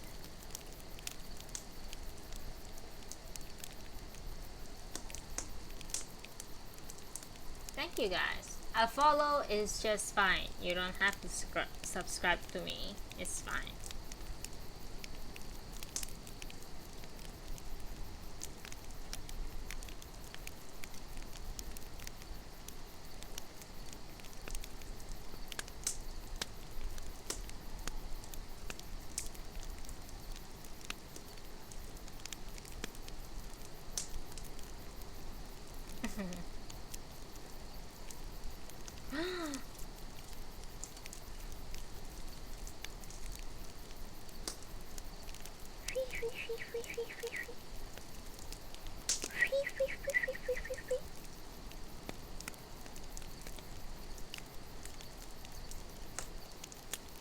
Who wants to join me for Altima's Bane? Now.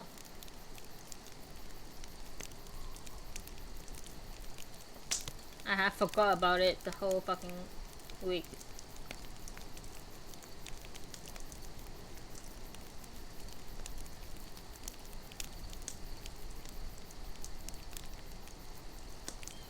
No, it's Unreal, not Ultimate. And Unreal where you can... Oh god, Zelon doesn't even know what it is.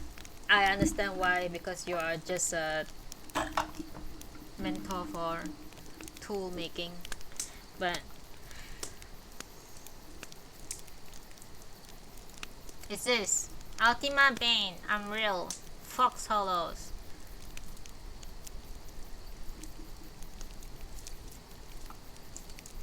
It's very easy. It's super easy. Super duper easy.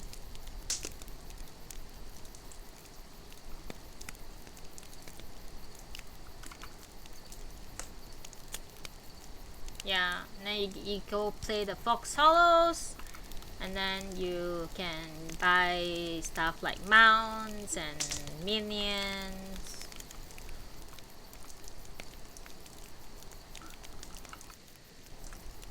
Oh shit.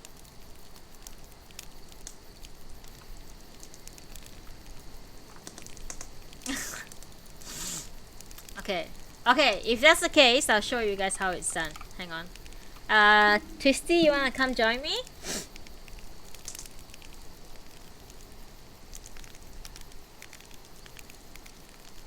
No, I can't carry you. You need to know what you are doing.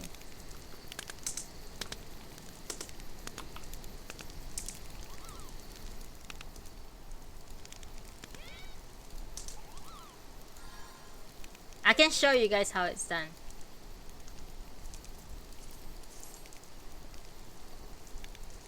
Yeah, Twisty, if you wanna join me, please log in now. If not, I'll look at Party Finder, Fox Hollows.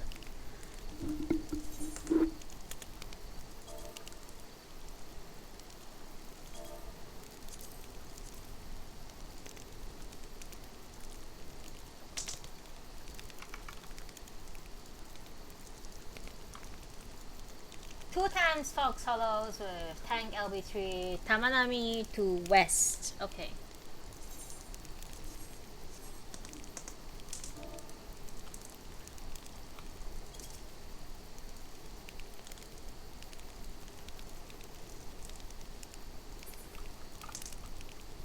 Okay. We have a monk, a ninja. Okay. Oh wait, yeah. So basically, uh there's like it's very difficult for you guys who are new to the game because I I do all the side quests of everything when I was free, back in my days. So I can't even tell you what side quest you need to do in order to like unlock it. So that's the problem. Um, the only side quest I haven't done so far is all the N Walker side quest that I am gonna use my gunbreaker to do all of them.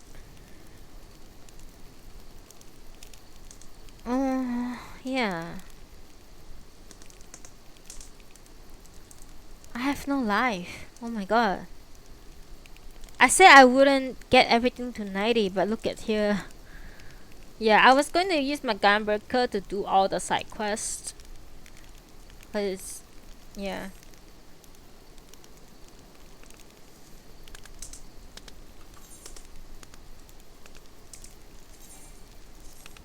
I didn't run...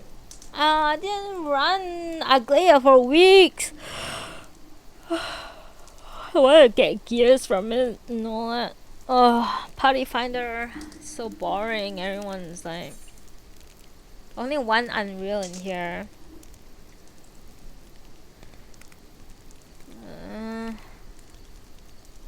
Slow thing. Triple try it. Oh man. I need to run all this to get the fucking whatchamacallit.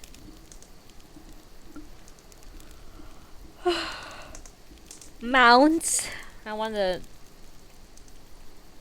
the flying car mounts that can sit 4 person. I'm gonna get the end back.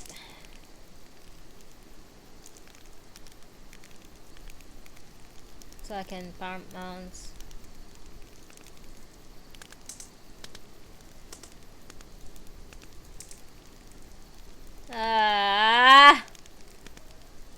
Sorry, I make noises sometimes that doesn't make sense.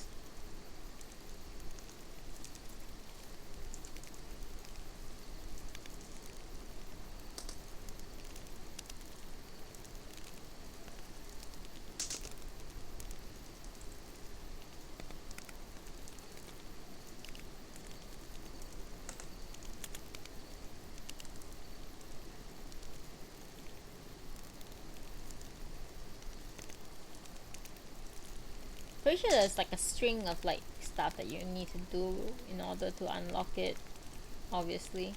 But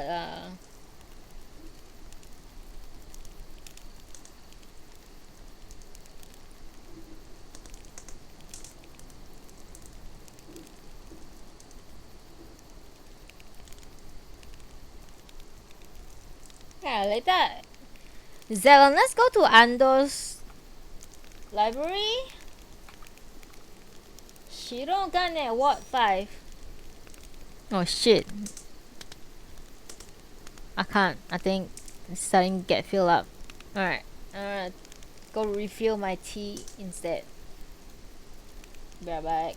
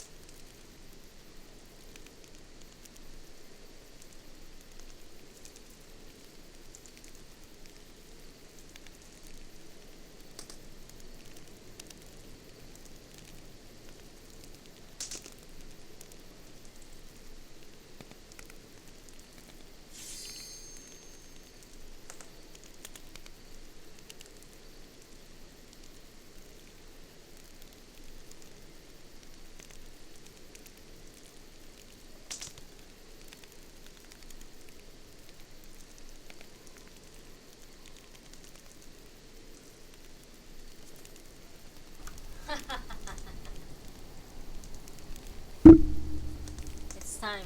Now y'all can see how good I am in this game. Nah, I'm just kidding. I'm shit at this game. Ah!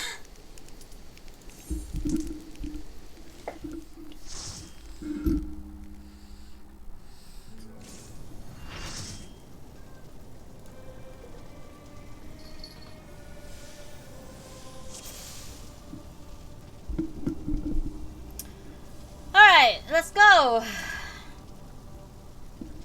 I'm not AFK, I'm here.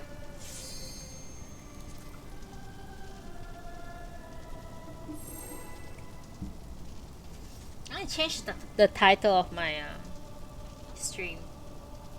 Back in, help me change the title of my stream to like chill stream.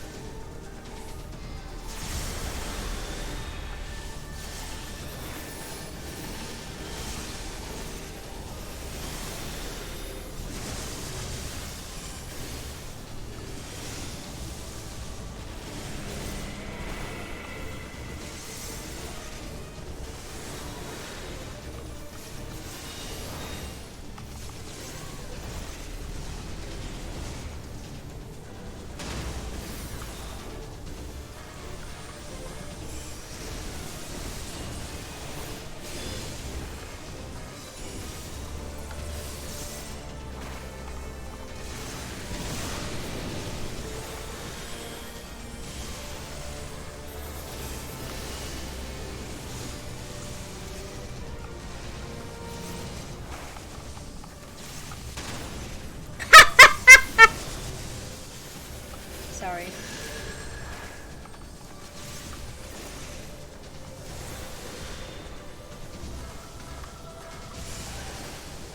Ah, fuck!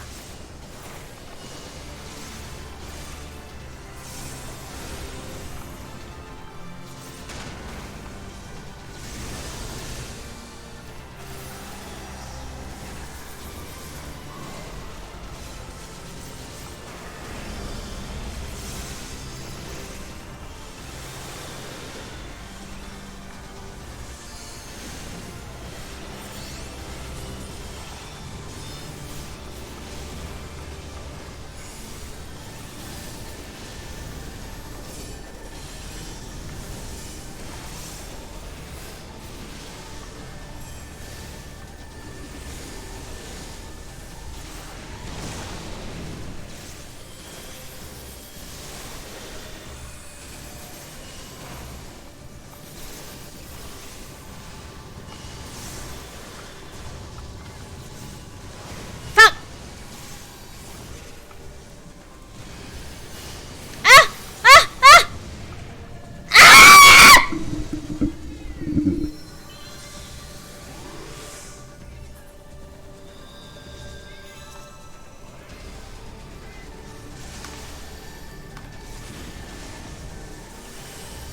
Ah, fuck! Is it me? No, it's not me.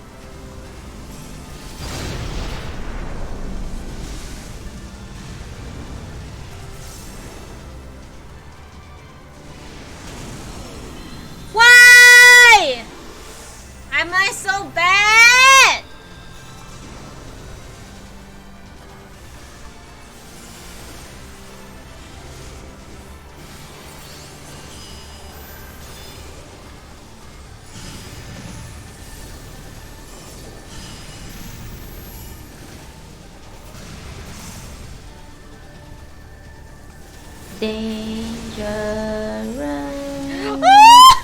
Danger. Danger.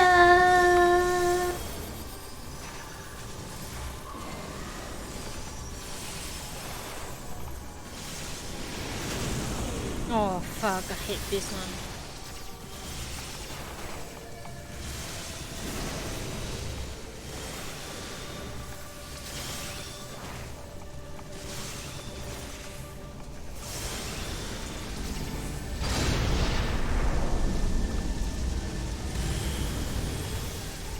Fuck!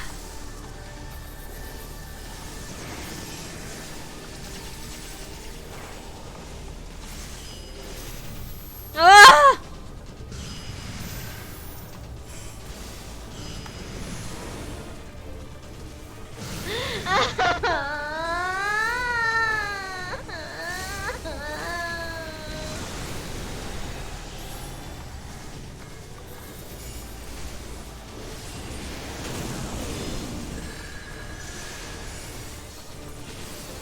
Man, this group is really good. I'm the one who's fucking it up. Fuck my life. LB3, LB3, LB3, LB3, LB3. Go, go, go, go, go, go, go, go, go.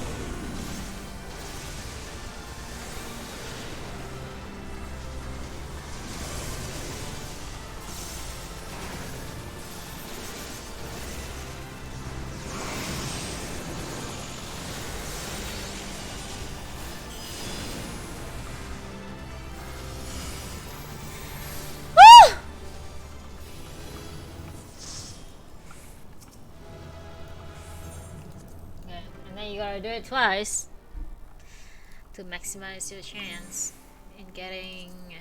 Oh my god, I can't raid. Oh my god, every time I raid, I lose my voice. A mega pint.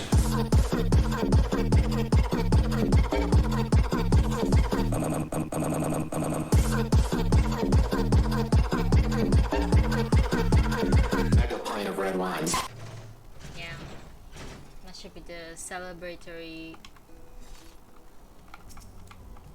And then talk to this guy over here. And then you play Fox Hollows. And I have a.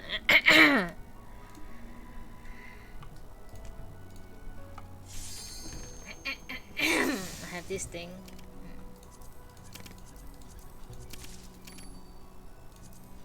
Fuck. Motherfucker. Oh! Well, better than nothing.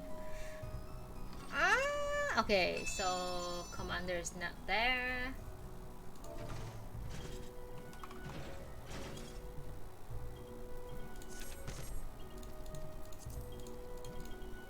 Okay, now after that you do it second time and then you play the Fox Hollow again.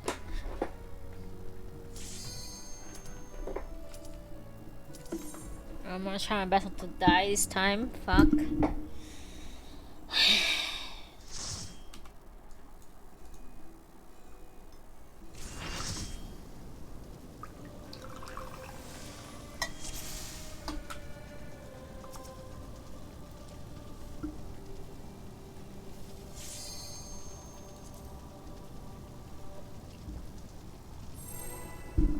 Twice weekly, yeah.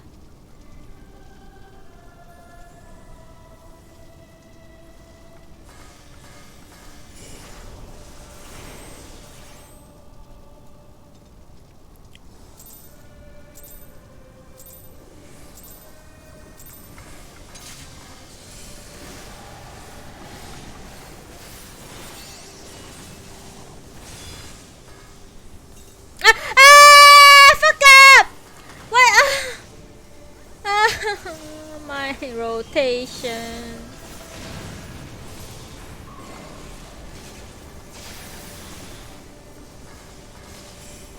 It's okay.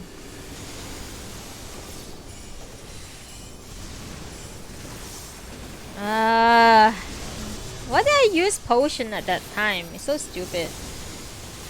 I'm an idiot. That's what I am.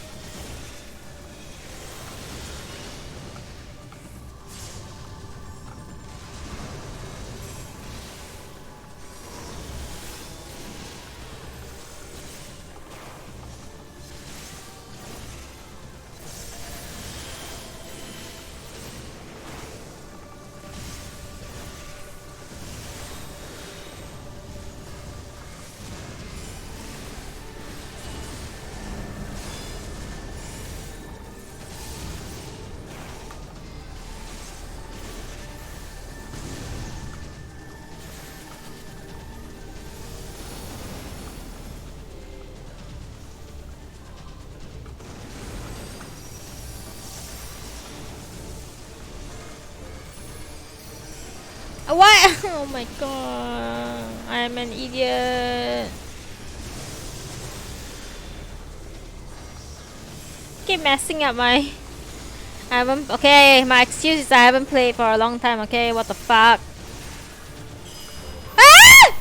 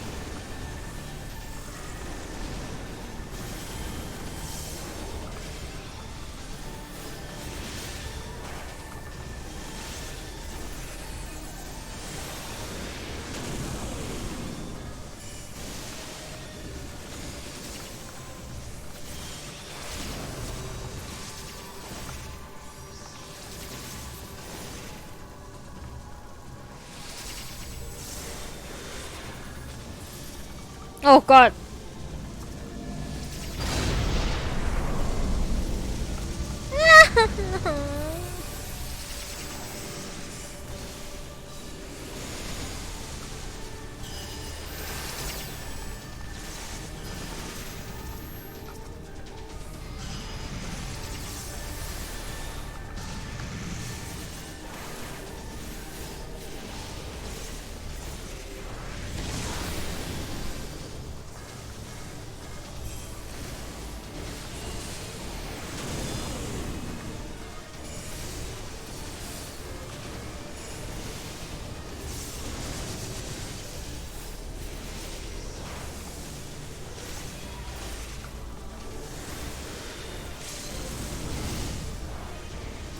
Oh, only two? Oh, fuck, fuck, fuck, fuck, fuck, fuck, fuck, fuck, fuck, fuck, fuck, fuck, fuck, fuck, fuck, fuck. Oh, we fucked up this time.